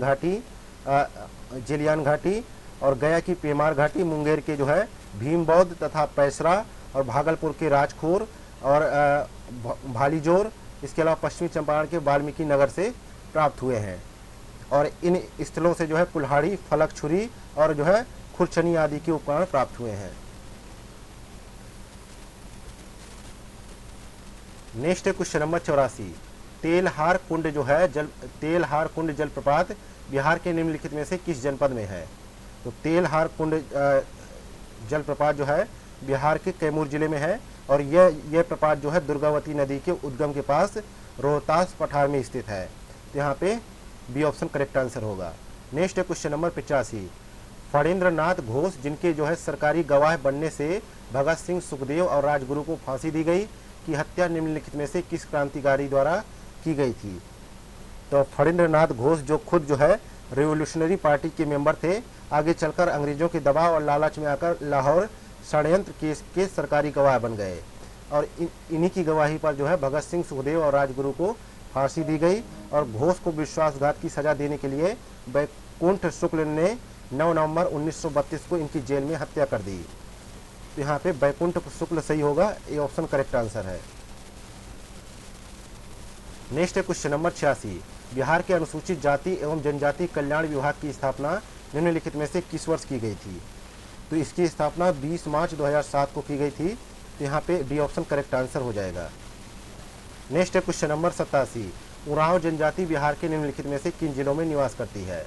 पहला ऑप्शन है रोहतास, दूसरा दरभंगा, तीसरा पूर्णिया, चौथा पटना। तो यहाँ पे देखा जाए तो उरांव जनजाति का संबंध जो है नरजाति समूह, प्रोटो ऑस्ट्रेलॉयड और द्रविड़ परिवार से माना जाता है और यह जनजाति जो है बोंगावाद, प्रकृतिवाद, हिंदुत्ववाद और ईसाइयत के जो है मिश्रित सिद्धांतों का अनुसरण कर रही है और यह जनजाति बिहार के रोहतास, बक्सर, दरभंगा, भागलपुर और चंपारण जिलों में निवास करती है। तो यहाँ पे राइट आंसर है बी ऑप्शन। नेक्स्ट है क्वेश्चन नंबर 88। वर्ष 2011 की जनगणना के अनुसार बिहार में दिव्यांग व्यक्तियों की संख्या बिहार की कुल जनसंख्या का कितने प्रतिशत है? तो बिहार के जो है दिव्यांग व्यक्तियों की संख्या बिहार की कुल जनसंख्या का जो है 2.27% है और बिहार की जनसंख्या देश की कुल जनसंख्या की 8.6% है। इसमें पुरुष जनसंख्या जो है प्रतिशत में जो है 52.14% है और महिलाओं की जनसंख्या जो है 47.86% है। इस प्रकार यहाँ पे ए ऑप्शन करेक्ट आंसर हो जाएगा। नेक्स्ट है क्वेश्चन नंबर 89। वर्ष 2011 की जनगणना के अनुसार निम्नलिखित में से कौन सा न्यूनतम नगरीय जनसंख्या के अनुसार बिहार के जिलों का सही आरोही क्रम है? तो यहाँ पे पूछा गया है आरोही क्रम। तो आरोही क्रम है शिवहर, अरवल, कैमूर, खगड़िया और मधेपुरा। इसके अलावा जो है अवरोही क्रम है पटना, भागलपुर, गया, बेगूसराय और मुजफ्फरपुर। तो यहाँ पे ए ऑप्शन वाला सही है, ए ऑप्शन करेक्ट आंसर है। नेक्स्ट है क्वेश्चन नंबर 90। वर्ष 2011 की जनगणना के अनुसार जनघनत्व की दृष्टि से बिहार सभी राज्यों में किस स्थान पर है? साथ में केंद्र शासित प्रदेशों को भी शामिल करना है। तो देखा जाए तो 90 में जो है सर्वाधिक जनघनत्व की दृष्टि से बिहार छठे पायदान पे है और जो है बिहार का जनसंख्या घनत्व कितना है? 1106 है, जो भारत की जनसंख्या घनत्व 382 से लगभग 724 अधिक है। तो यहाँ पे बी ऑप्शन करेक्ट आंसर होगा। बिहार का सर्वाधिक जनघनत्व वाला जिला शिवहर है, 1880 है जनघनत्व, जबकि न्यूनतम जनघनत्व वाला जिला कैमूर है, 488 है जनघनत्व। नेक्स्ट है क्वेश्चन नंबर 91। हाल ही में ग्रामीण चिकित्सक आंदोलन को रेमन मैग्सेसे पुरस्कार 2024 से सम्मानित किया गया। यह निम्नलिखित में से किस देश से संबंधित है? तो यह जो है थाईलैंड से संबंधित है। सी ऑप्शन यहाँ पे करेक्ट आंसर हो जाएगा। अगला है क्वेश्चन नंबर 92। हाल ही में आयोजित किए गए द्विपक्षीय नौसैन्य अभ्यास वरुण के संदर्भ में निम्नलिखित कथनों पर विचार कीजिए। पहला कथन है इसका आयोजन भारत और फ्रांस के मध्य जो है विशाखापत्तनम में किया गया। दूसरा कथन है इसमें भारत की ओर से INS तबर ने जो है प्रतिभाग किया। तो क्वेश्चन में पूछ रहा है सही कथन के लिए कि कौन से कथन यहाँ पे सही है। तो 92 में देखा जाए तो यहाँ पे पहला कथन गलत है, दूसरा कथन यहाँ पे सही है। ये जो भारत और फ्रांस के बीच जो है द्विपक्षीय समुद्री सैन्य अभ्यास हुआ वरुण, यह जो है 22वां संस्करण था और 4 सितंबर 2024 को यह समाप्त हुआ और फ्रांसीसी नौसेना ने भूमध्य सागर में इस युद्धाभ्यास की अभ्यास प्रणाली को संपन्न करवाया।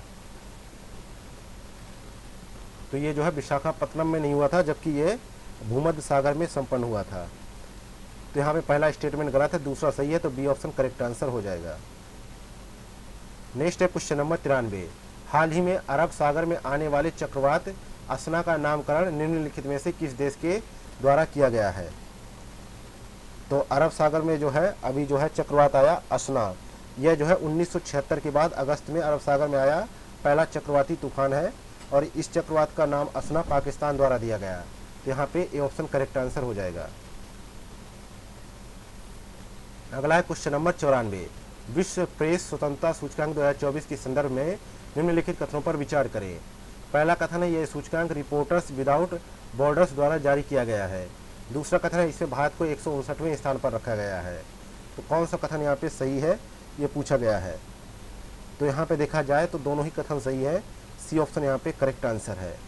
2024 में जो है भारत ने अपने दो रैंकों का सुधार किया है। उससे पहले भारत 2023 में 159वें स्थान पर था, अब जो है 161वें स्थान पर पहुंच गया है और 180 देशों को समाहित करके इस सूची को जारी किया गया है। और इस सूचकांक में भारत को जो है चीन, सऊदी अरब, बांग्लादेश आदि देशों के साथ गंभीर श्रेणी में रखा गया है। नेक्स्ट है क्वेश्चन नंबर 95। हाल में भारतीय वायुसेना द्वारा चलाया गया ऑपरेशन बॉम्बी बकेट निम्नलिखित में से किस राज्य से संबंधित है? तो ये जो है नैनीताल जिले में जो आग लग गई थी उसको बुझाने के लिए ये आंदोलन चलाया गया उत्तराखंड में। डी ऑप्शन करेक्ट आंसर है।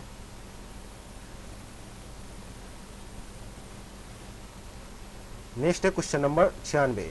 हाल ही में संघाई सहयोग संगठन शिखर सम्मेलन 2025 का आयोजन निम्नलिखित में से किस देश में किए जाने का निर्णय लिया गया है? तो इसका निर्णय जो है कहाँ लिया गया है? चीन में। सी ऑप्शन यहाँ पे करेक्ट आंसर है। और संघाई सहयोग संगठन की उत्पत्ति 1996 में गठित संघाई 5 से हुई थी, जिसमें चीन, रूस, कजाकिस्तान, किर्गिस्तान, तजाकिस्तान देश शामिल हैं। और एससीओ की स्थापना जो है 15 जून 2001 को संघाई में हुई थी, जिसमें उज्बेकिस्तान को छठे सदस्य के रूप में शामिल किया गया। और बेलारूस के शामिल होने से पहले इसके 9 मेंबर थे: भारत, ईरान, कजाकिस्तान, चीन, किर्गिस्तान, पाकिस्तान, रूस, तजाकिस्तान और उज्बेकिस्तान। हाल ही में जो है बेलारूस को इसकी सदस्यता प्रदान की गई है। इसके अलावा अफगानिस्तान और मंगोलिया को एससीओ का पर्यवेक्षक का दर्जा प्राप्त है।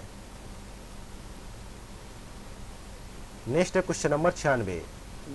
नेक्स्ट है क्वेश्चन नंबर 97।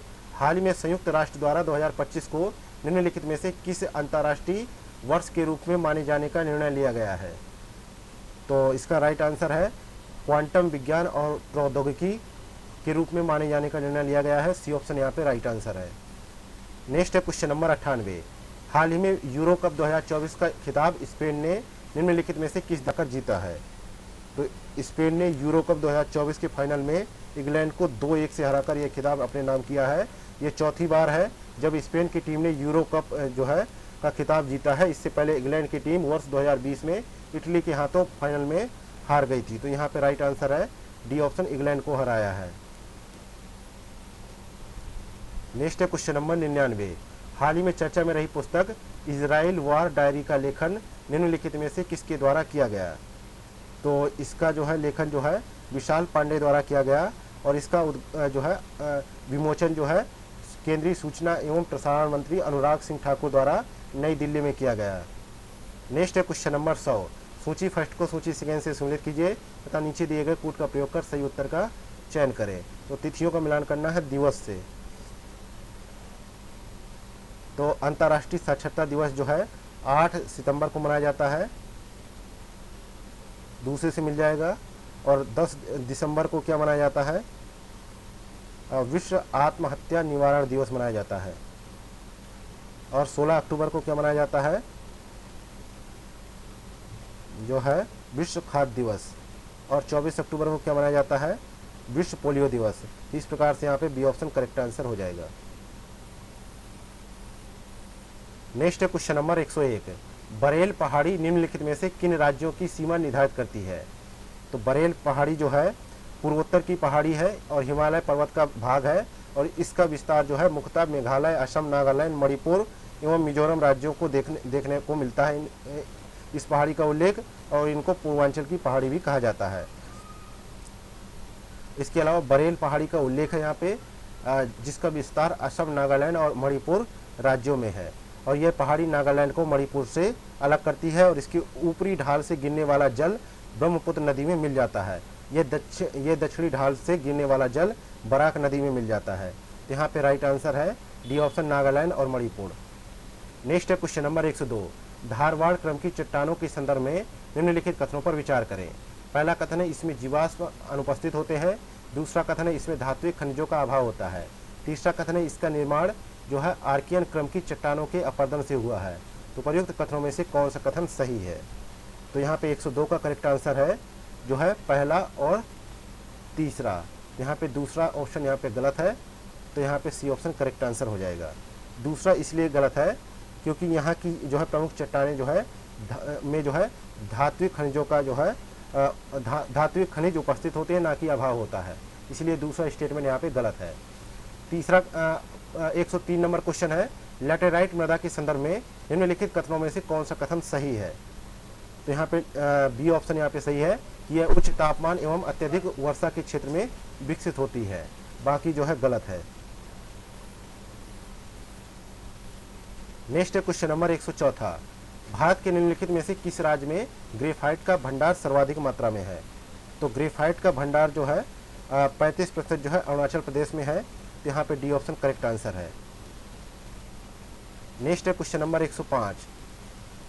105 नंबर क्वेश्चन है चोलहामू झील जो है निम्नलिखित में से किस राज्य में अवस्थित है? यह सिक्किम में है, सी ऑप्शन करेक्ट आंसर है। और यह 18,000 फीट की ऊंचाई पर स्थित है। यह भारत की सबसे ऊंची झील है और यह तीस्ता नदी का उद्गम इसी झील से ही होता है। यहाँ पे सी ऑप्शन करेक्ट आंसर हो जाएगा। नेक्स्ट है क्वेश्चन नंबर 106। भारत में पश्चिमी विक्षोभ से होने वाली वर्षा के संदर्भ में निम्नलिखित कथनों पर विचार कीजिए। पहला कथन है ये भारतीय उपमहाद्वीप में जेट प्रवाह के सहारे जो है प्रवेश करते हैं। दूसरा कथन है पूर्व की ओर बढ़ने पर इनसे होने वाली वर्षा की मात्रा में कमी आती है। तीसरा कथन है राजस्थान में इस वर्षा को मावट कहते हैं। तो उपयुक्त में से कौन सी कथन यहाँ पे सही है, ये पूछा गया है। तो यहाँ पे तीनों ही कथन सही हैं, इसलिए यहाँ पे डी ऑप्शन करेक्ट आंसर हो जाएगा। नेक्स्ट है क्वेश्चन नंबर 107। कर्क रेखा निम्नलिखित में से किस राज्य से होकर गुजरती है? तो कर्क रेखा जो है 23.5 डिग्री उत्तरी अक्षांश पर स्थित है और यह रेखा भारत के 8 राज्यों गुजरात, राजस्थान, मध्य प्रदेश, झारखंड, छत्तीसगढ़, त्रिपुरा, पश्चिम बंगाल और मिजोरम राज्यों से होकर गुजरती है। और कर्क रेखा जिसे उत्तरी उष्ण कटिबंधीय व्रत कहा जाता है। कर्क रेखा पर जलवायु आमतौर पर जो है गर्म और शुष्क होता है। त्रिपुरा में उदयपुर कर्क रेखा के सबसे निकट का शहर है और जो है ग्रीष्म संक्रांति के दौरान जो है अर्थात 21 जून को जो है सूर्य की किरणें जो है कर्क रेखा पर लंबवत रूप से पड़ती हैं। यहाँ पे राइट आंसर क्या होगा? C option Mizoram. अगला है क्वेश्चन नंबर 108। 108 नंबर क्वेश्चन है कि प्रायद्वीपीय अपवाह तंत्र के संदर्भ में निम्नलिखित कथनों पर विचार करें। पहला कथन है यह हिमालयी अपवाह तंत्र से पुराना है। दूसरा कथन है इसकी नदियों द्वारा विसर्प का निर्माण किया जाता है। तीसरा कथन है यहाँ नदियाँ अपने मार्ग में वी आकार की घाटियाँ बनाती हैं। तो उपर्युक्त कथनों में से कौन सा कथन सही है? तो 108 में देखा जाए, एक तो पहला कथन सही है, दूसरा कथन सही है और तीसरा कथन यहाँ पे गलत है। तीसरा कथन यहाँ पे गलत है क्योंकि हिमालयी नदियाँ जो है वी आकार की घाटियाँ बनाती हैं, ना कि प्रायद्वीपीय नदियाँ। तो इसलिए यहाँ पे जो है तीसरा स्टेटमेंट गलत है, पहला दूसरा सही है। नेक्स्ट है क्वेश्चन नंबर 109। भारत के निम्नलिखित द्वीपों को उनकी अवस्थिति के आधार पर उत्तर से दक्षिण के क्रम में व्यवस्थित कीजिए तथा नीचे दिए गए कूट का प्रयोग कर सही उत्तर का चयन करें। पहला है अब्दुल कलाम द्वीप, दूसरा है जो है न्यू मूरे द्वीप, तीसरा है होप द्वीप, चौथा है सेंट मेरी द्वीप। तो यहाँ पे राइट आंसर है 109 में जो है न्यू मूरे द्वीप जो है पश्चिम बंगाल में स्थित है। ये बंगाल की खाड़ी में जो है बांग्लादेश तथा भारत की सीमा पर स्थित है। यह द्वीप जो है गंगा नदी के मुहाने पर निक्षेप से निर्मित होता है। इसके बाद जो है अब्दुल कलाम द्वीप है उड़ीसा के पूर्वी तट पर जो है ब्रह्माणी और जो है वैतरणी नदियों के मुहाने पर स्थित है। और यह द्वीप को भारत के मिसाइल जो है परीक्षण केंद्र के रूप में विकसित किया गया है और पूर्व में इस द्वीप का नाम जो है व्हीलर द्वीप हुआ करता था। तो यहाँ पे पहले दूसरा हो गया, फिर जो है ये हो गया, अब है होप द्वीप, ये आंध्र प्रदेश में स्थित है और इसका निर्माण जो है गोदावरी की सहायक नदी कोरिंगा के निक्षेप में हुआ है। इसके अलावा है सेंट मेरी द्वीप, ये जो है कर्नाटक राज्य में स्थित है और ये 4 छोटे छोटे द्वीपों का समूह है। ये द्वीप को जो है कोकोनट द्वीप के नाम से भी जाना जाता है। तो यहाँ पे बी ऑप्शन राइट आंसर हो जाएगा। नेक्स्ट है क्वेश्चन नंबर 110। अश्व अक्षांश के संदर्भ में निम्नलिखित कथनों में से कौन सा कथन सही है? पहला कथन है ये जो है व्यापारिक एवं पछुआ पवनों के मध्य स्थित गर्म शुष्क जलवायु के संकीर्ण क्षेत्र है। दूसरा कथन है ये 40 से 45 डिग्री उत्तर एवं दक्षिणी अक्षांशों के मध्य विस्तृत है। तीसरा कथन है अफ्रीका में अवस्थित शुष्क जो है कालाहारी क्षेत्र अश्व अक्षांश का भाग है। तो नीचे दिए गए कूट का प्रयोग कर सही उत्तर का चयन करना है। तो 108 में है कि पहला सही है, तीसरा सही है, लेकिन दूसरा यहाँ पे गलत है क्योंकि ये 30 से जो है 35 डिग्री के मध्य जो है गोलार्धों के मध्य स्थित है। तो यहाँ पे जो है 30 से 35 होना चाहिए, इसलिए ए ऑप्शन करेक्ट आंसर हो जाएगा। नेक्स्ट क्वेश्चन नंबर 111 है। निम्नलिखित में से कौन सी नदियाँ भूमध्य सागर में गिरती हैं? टाइबर, रोन, एब्रो और वेजर। तो नीचे दिए गए कूट का प्रयोग कर सही उत्तर का चयन करें। तो 111 का सही जवाब है पहला, दूसरा और तीसरा। वेजर नदी इसका उदाहरण नहीं होगा, वेजर नदी इसका उदाहरण नहीं होगा, क्योंकि वेजर नदी जो है उत्तर पश्चिमी जर्मनी से प्रवाहित होकर उत्तरी सागर में मिल जाती है, इसलिए इसका उदाहरण सही नहीं होगा वेजर नदी। नेक्स्ट है क्वेश्चन नंबर 112। नीचे 2 कथन दिए गए हैं जिनमें से एक को अभिकथन ए तथा दूसरे को कारण आर कहा गया है। अभिकथन ए में है कि नदियों के मुहाने पर लवणता कम पाई जाती है। कारण आर है कि मुहाने पर नदियों द्वारा निरंतर स्वच्छ जल की आपूर्ति होती है। तो नीचे दिए गए कूट का प्रयोग कर सही उत्तर का चयन करें। तो 112 में यह है कि ए आर दोनों सही है, आर एक की सही व्याख्या भी कर रहा है। तो ए ऑप्शन यहाँ पे करेक्ट आंसर हो जाएगा। नेक्स्ट क्वेश्चन नंबर 113 है। निम्नलिखित अफ्रीकी देशों की राजधानियों को उनकी अवस्थिति के आधार पर पश्चिम से पूर्व के क्रम में व्यवस्थित कीजिए तथा नीचे दिए गए कूट का प्रयोग कर सही उत्तर का चयन करें। तो 113 में देखा जाए तो बमाको, किशांका, कंपाला और जो है अदीस अबाबा। तो यहाँ पे सही कूट बना जो है ए ऑप्शन का। नेक्स्ट क्वेश्चन नंबर 114 है। काराबुरान नामक गर्म स्थानीय पवन निम्नलिखित में से किस क्षेत्र में प्रवाहित होती है?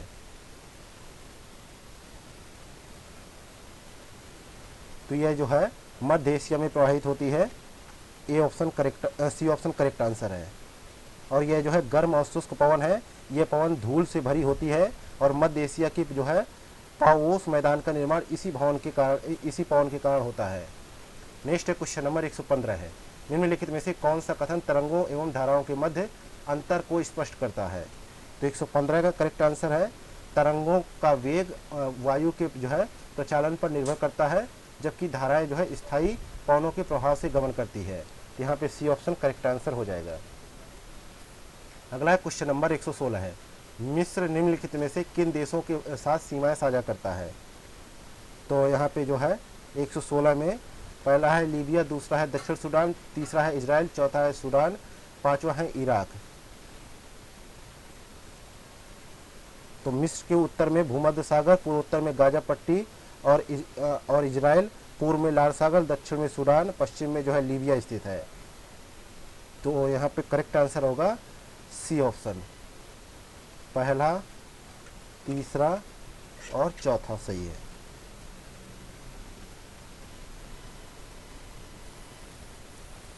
नेक्स्ट क्वेश्चन नंबर 117 है।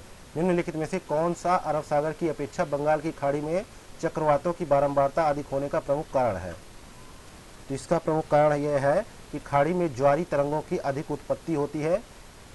नहीं के लिए पूछा गया, खाड़ी में ज्वारी तरंगों की अधिक उत्पत्ति होना जो है इसका कारण नहीं है। तो यहाँ पे जो है डी ऑप्शन यहाँ पे गलत है। नेक्स्ट क्वेश्चन नंबर 118 है। निम्नलिखित युग्मों पर विचार करें।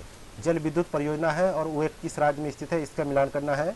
तो सलाल जल विद्युत परियोजना है, जिसे बगलिहार भी कहा जाता है, ये जम्मू कश्मीर में है, ये सही है। कोडियार जो है, कोडियार, पेरियार वह मैट्टूर जो है तमिलनाडु में है, लेकिन ये तमिलनाडु नहीं है, यहाँ पे गलत है। अगला है पोच जो है पोंचपाद जो है आंध्र प्रदेश में है, ये सही है। अगला है जो है पोंग व जो है भाखड़ा जल विद्युत परियोजना, ये हिमाचल में है, लेकिन केरला लिखा है, ये भी गलत है। तो पहला और तीसरा सही है, ये ऑप्शन करेक्ट है। नेक्स्ट है क्वेश्चन नंबर 119 से, निम्नलिखित पर विचार करें। पहला कथन है कि नदियों का दक्षिण पश्चिम मानसून पर निर्भर होना। दूसरा कथन है गाद एवं जो है अपरदयी पदार्थों का प्रवाह विपरीत तरंगों के अनुकूल होना। तो उपर्युक्त में से कौन से जो है कथन जो है पश्चिमी तट पर डेल्टा के अभाव का कारण है। तो यहाँ पे जो है 119 का दोनों ही कथन जो है पश्चिमी तट पर डेल्टा के अभाव का कारण है, इसी कारण से डेल्टा नहीं बनता है पश्चिमी तट पर। नेक्स्ट है क्वेश्चन नंबर 120 से, भारतीय मानसून के संदर्भ में निम्नलिखित कथनों पर विचार करें। पहला कथन है भारत में अधिकांश वर्षा मानसून की बंगाल की खाड़ी शाखा से होती है। दूसरा कथन है छोटा नागपुर पठार जो है मानसून की अरब शाखा और बंगाल की खाड़ी शाखा का मिलन स्थान है। तो प्रयुक्त कथनों में से कौन सा कथन यहाँ पे सही है। यहाँ पे 120 का करेक्ट आंसर है दूसरा कथन, पहला यहाँ पे गलत हो जाता है। पहला यहाँ पे गलत हो जाता है क्योंकि अरब सागर शाखा को बंगाल की खाड़ी शाखा से शक्तिशाली माना गया है, क्योंकि प्रथम कारण यह है कि इसका आकार अधिक है, तथा द्वितीय कारण यह है कि अरब सागरी शाखा की अधिकांश वर्षा भारत में होती है, जबकि बंगाल की खाड़ी शाखा का अधिकांश भाग म्यांमार, मलेशिया एवं थाईलैंड में चला जाता है। इसलिए केवल जो है दूसरा ही ऑप्शन सही है, यानी बी ऑप्शन करेक्ट है।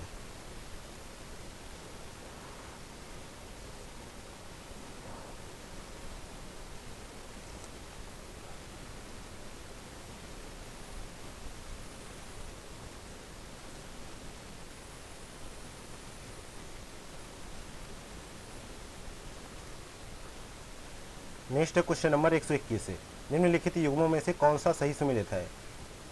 4 प्रकार की बेरोजगारी है, उनका कारण दे रखा है। तो 121 में देखा जाए तो यहाँ पे चक्रीय बेरोजगारी है, आर्थिक उतार चढ़ाव के कारण आती है, जो है घर्षण बेरोजगारी है, रोजगार छोड़ने और प्राप्त करने के मध्य अंतराल होता है, उसको जो है घर्षण बेरोजगारी कहते हैं, ये भी सही है। संरचनात्मक बेरोजगारी है, कौशल असमानता के कारण उत्पन्न होती है। शास्त्रीय बेरोजगारी उच्च वेतनमान के कारण उत्पन्न होती है। तो सही के लिए पूछा गया है, चारों विकल्प सही है। नेक्स्ट है क्वेश्चन नंबर 122, रिजर्व बैंक द्वारा प्रयोग किए जाने वाले निम्नलिखित मौद्रिक उपकरणों में से कौन से जो है परिमाणात्मक उपकरणों में शामिल है। पहला है नगद कोष अनुपात, दूसरा है बैंक दर, तीसरा है नैतिक दबाव, चौथा है खुले बाजार की क्रियाएं। तो सही विकल्प के लिए पूछा गया है। तो 122 में राइट आंसर क्या होगा, यहाँ पे पहला, दूसरा, चौथा सही है, लेकिन नैतिक दबाव यहाँ पे गलत है।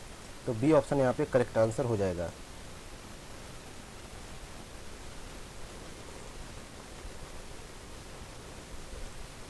क्योंकि यहाँ पे देखा जाए तो नैतिक दबाव को जो है गुणात्मक उपकरणों में शामिल किया जाता है।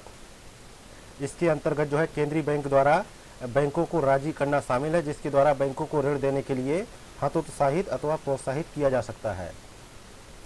नेक्स्ट है क्वेश्चन नंबर 123 है, योजना आयोग द्वारा शहरी गरीबी के आकलन के लिए निम्नलिखित में से किस समिति का गठन किया गया। तो 2015 में नीति आयोग का जो है गठन किया गया है योजना आयोग की जगह।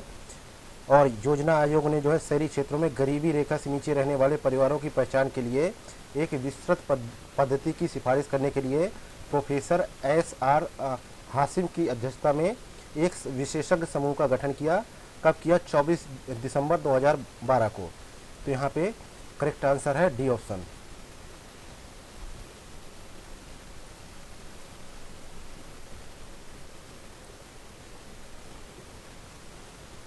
अगला है क्वेश्चन नंबर 124 है, जमा बीमा और ऋण गारंटी निगम भारत में निम्नलिखित में से किन बैंकों की जमा का बीमा करता है।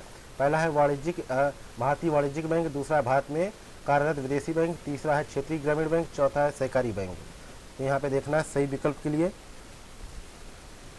तो यहाँ पे चारों ही ऑप्शन यहाँ पे सही है, डी ऑप्शन यहाँ पे करेक्ट आंसर हो जाएगा। अगला है क्वेश्चन नंबर 125 है, नीचे 2 कथन दिए गए हैं, जिनमें से एक को अभिकथन ए, दूसरे को कारण आर कहा गया है। तो अभिकथन ए में लिखा है कि सकल घरेलू उत्पाद किसी देश के कल्याण को मापने का सही मापदंड नहीं है। दूसरा लिखा है कारण आर कि सकल घरेलू उत्पाद के आकलन में पर्यावरणीय क्षति जैसे मुद्दों को शामिल नहीं किया जाता है। तो नीचे दिए गए कोड का प्रयोग कर सही उत्तर का चयन करें। तो 125 में देखा जाए ए ऑप्शन सही है, ए आर दोनों सही है और आर ए की सही व्याख्या कर रहा है। ठीक है, अगला है क्वेश्चन नंबर 126। निम्नलिखित में से कौन सी उपाय भुगतान संतुलन की स्थिति को अनुकूल करने में सहायक है? पहला है आयात जो है प्रतिस्थापन, दूसरा है निर्यात संवर्धन, तीसरा है मुद्रा अवमूल्यन, चौथा है आयात पर कर बढ़ाना। तो सही विकल्प पूछा गया है। तो 126 में देखा जाए चारों ही विकल्प सही है, इसलिए डी ऑप्शन करेक्ट है।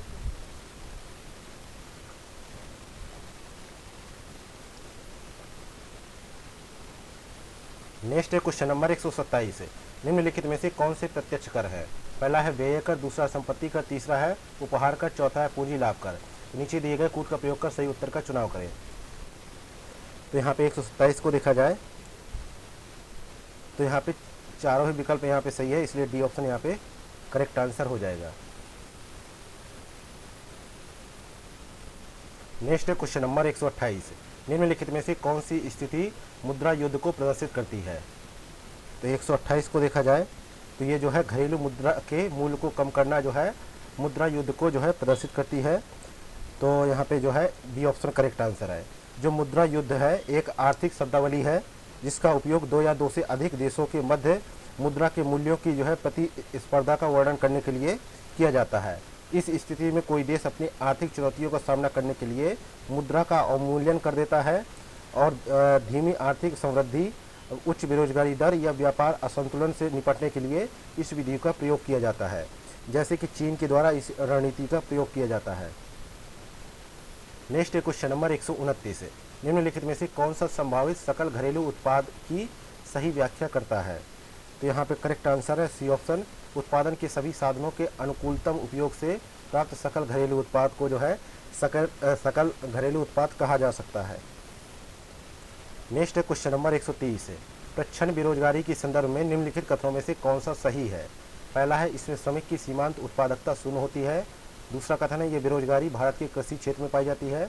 तीसरा कथन है यह बेरोजगारी व्यापार चक्र के कारण उत्पन्न होती है। तो नीचे दिए गए कोड का प्रयोग कर सही उत्तर का चयन करें।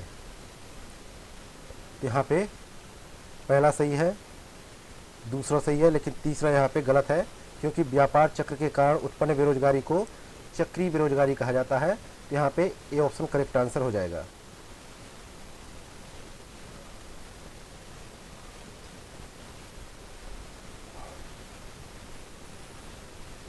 नेक्स्ट है क्वेश्चन नंबर 131। निम्नलिखित में से किस संगठन की स्थापना पर्यावरण संरक्षण अधिनियम 1986 के तहत की गई? तो इसकी स्थापना जो है जेनेटिक इंजीनियरिंग मूल्यांकन समिति का गठन किया गया जो है पर्यावरण संरक्षण अधिनियम 1986 के तहत। नेक्स्ट है क्वेश्चन नंबर 132। प्रकाश प्रदूषण के संदर्भ में निम्नलिखित कथनों पर विचार करें। पहला कथन है इसका प्रमुख कारण जो है कृत्रिम प्रकाश का अत्यधिक और जो है अनावश्यक प्रयोग। दूसरा कथन है इससे वातावरण में कार्बन डाइऑक्साइड की मात्रा में वृद्धि होती है। तीसरा कथन है इसकी रोकथाम हेतु जो है डार्क स्काई मूवमेंट प्रारंभ किया गया। तो 132 का राइट आंसर क्या है?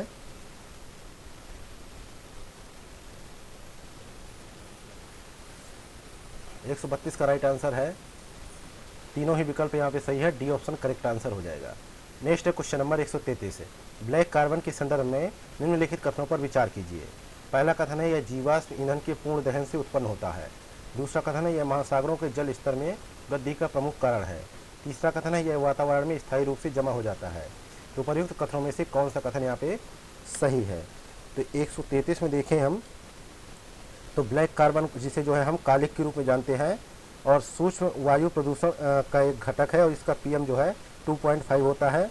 यह जो है लकड़ी और जीवाश्म ईंधन के अधूरे दहन से उत्पन्न होता है, पूर्ण दहन से नहीं, अधूरे दहन से उत्पन्न होता है। पहला यहाँ पे गलत हो गया और दूसरा यहाँ पे सही है, तीसरा यहाँ पे गलत हो जाता है क्योंकि ब्लैक कार्बन वायुमंडल में केवल कुछ दिनों से लेकर हफ्तों तक ही रहता है, लेकिन इसका जलवायु, बर्फ और कृषि और मानव स्वास्थ्य पर महत्वपूर्ण प्रत्यक्ष और अप्रत्यक्ष प्रभाव पड़ता है। तो यहाँ पे तीसरा भी गलत है, तो यहाँ पे जो है केवल दूसरा सही है, बी ऑप्शन करेक्ट आंसर हो जाएगा। अगला है क्वेश्चन नंबर 34। 134 नंबर क्वेश्चन है कि पारिस्थितिक अनुक्रमण के संदर्भ में निम्नलिखित कथनों पर विचार करें। पहला कथन है कि चरमोत्कर्ष समुदाय पारिस्थितिक अनुक्रमण का प्रारंभिक या पहला चरण है। दूसरा कथन है प्राथमिक अनुक्रमण तब होता है जब भूमि का एक नया टुकड़ा पहली बार बनाया या उजागर किया जाता है। तीसरा कथन है जंगल की आग के पश्चात होने वाले अनुक्रमण की गति नवनिर्मित जलाशय के अनुक्रमण से तीव्र होती है। तो उपयुक्त कथनों में से कौन सा कथन यहाँ पे सही है? तो 134 का करेक्ट आंसर है दूसरा और तीसरा सही है, पहला यहाँ पे गलत है। सी ऑप्शन यहाँ पे करेक्ट आंसर हो जाएगा। नेक्स्ट है क्वेश्चन नंबर 135 है। किसी क्षेत्र में मानव हस्तक्षेपों द्वारा या प्राकृतिक कारणों से वनस्पतियों के नष्ट हो जाने के बाद वनस्पतियों का पुनः विकास होना निम्नलिखित में से क्या कहलाता है? तो 135 का करेक्ट आंसर है, इसे जो है द्वितीयक जैविक अनुक्रमण कहते हैं। डी ऑप्शन करेक्ट आंसर हो जाएगा। नेक्स्ट है क्वेश्चन नंबर 136 है। जब किसी जलीय क्षेत्र या समुद्र के जो है फाइटोप्लैंक्टन में अचानक से तीव्र वृद्धि होती है जो है कारण स्वरूप उसका जो है रंग परिवर्तित हो जाता है, यह घटना क्या कहलाती है? तो यह घटना जो है रेड टाइड कहलाती है। रेड टाइड कहलाती है। डी ऑप्शन करेक्ट आंसर है।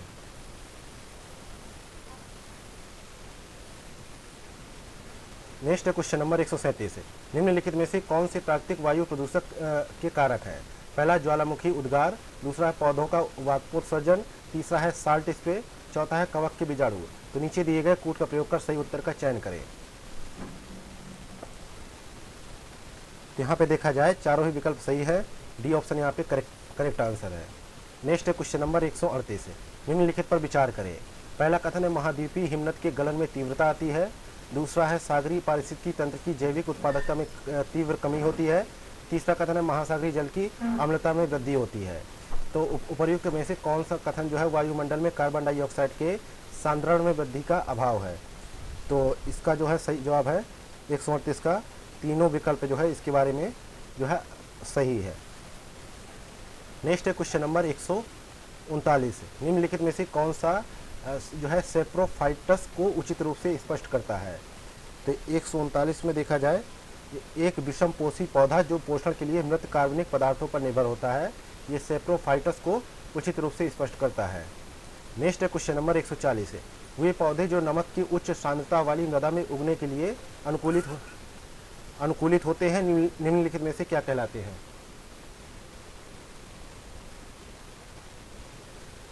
तो 140 का राइट आंसर है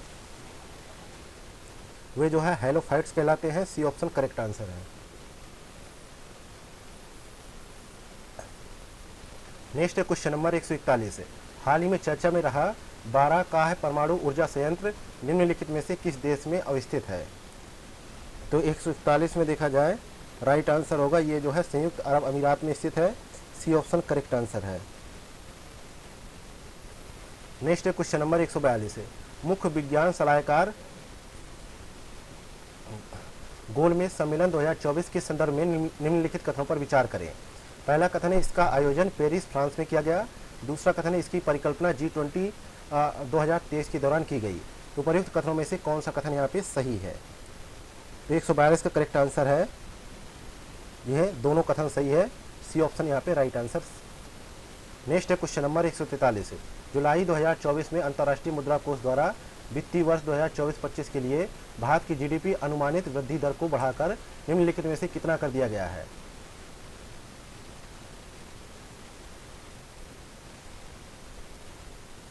यहाँ पे 7% कर दिया गया है। सी ऑप्शन करेक्ट आंसर है। नेक्स्ट है क्वेश्चन नंबर 144 है। वैदिक 3D संग्रहालय का निर्माण निम्नलिखित में से किस शहर में किया जा रहा है? तो इसका जो है निर्माण जो है वाराणसी में संपूर्णानंद संस्कृत विश्वविद्यालय के मुख्य भवन में वैदिक 3D संग्रहालय का निर्माण किया जा रहा है ना। तो यहाँ पे जो है बी ऑप्शन करेक्ट आंसर है और इसका उद्घाटन वहाँ के मुख्यमंत्री योगी आदित्यनाथ द्वारा किया गया। नेक्स्ट है क्वेश्चन नंबर 145 है। हाल ही में हवाई संयुक्त राज्य अमेरिका में आयोजित रिमपैक अभ्यास के संदर्भ में निम्नलिखित कथनों पर विचार करें। पहला कथन है इसका आयोजन प्रत्येक 2 वर्ष में किया जाता है। दूसरा कथन है इस अभ्यास में भारत प्रतिभाग नहीं करता है। तो यहाँ पे पूछा गया है कि सही कथन कौन सा है? तो यहाँ पे 145 में देखा जाए तो यहाँ पे केवल पहला कथन सही है, दूसरा यहाँ पे गलत है। क्योंकि भारतीय समुद्री तट से 9000 समुद्री मील दूर आयोजित किए गए रिमपैक 24 में भारत की ओर से आईएनएस शिवालिक ने प्रतिभाग लिया था। आईएनएस शिवालिक ने प्रतिभाग लिया था, है ना। भारत प्रतिभाग लेता है इसमें, इसलिए यहाँ पे दूसरा कथन गलत है, केवल पहला कथन ही सही है। अगला है क्वेश्चन नंबर 146।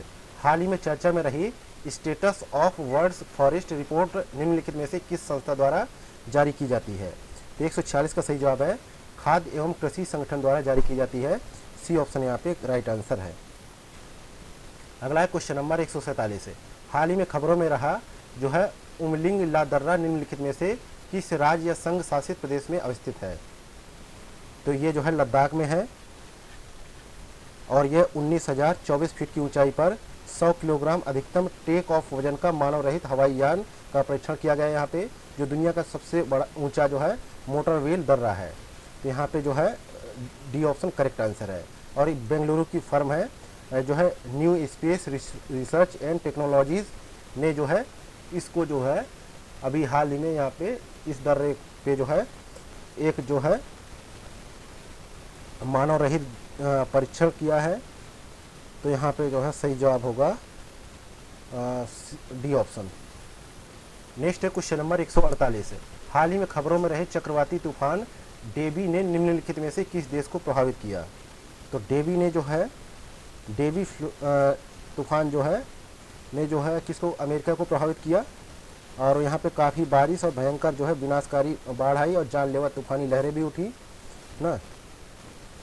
नेक्स्ट है क्वेश्चन नंबर 149। हाल ही में केंद्र सरकार द्वारा स्मार्ट सिटी मिशन की समय सीमा को बढ़ाकर निम्नलिखित में से कितना कर दिया गया है? तो यह जो है 31 मार्च 2025 तक बढ़ा दिया गया है। पहले ये 30 जून 2024 को समाप्त हो रही थी। यहाँ पे ए ऑप्शन करेक्ट आंसर हो जाएगा। नेक्स्ट है क्वेश्चन नंबर 150। हाल ही में भारत की पहली नाइट स्ट्रीट रेसिंग प्रतियोगिता का आयोजन निम्नलिखित में से किस स्थान पर किया गया? तो ये जो है चेन्नई तमिलनाडु में किया गया। सी ऑप्शन यहाँ पे करेक्ट आंसर होगा। इसी के साथ ही संस्कृत आईएएस द्वारा संचालित 17वीं बीपीएससी पीटी के लिए 9वें नंबर का टेस्ट पेपर यहीं पे समाप्त होता है। मिलते हैं नेक्स्ट वीडियो में। Thank you for watching Examophobia YouTube channel.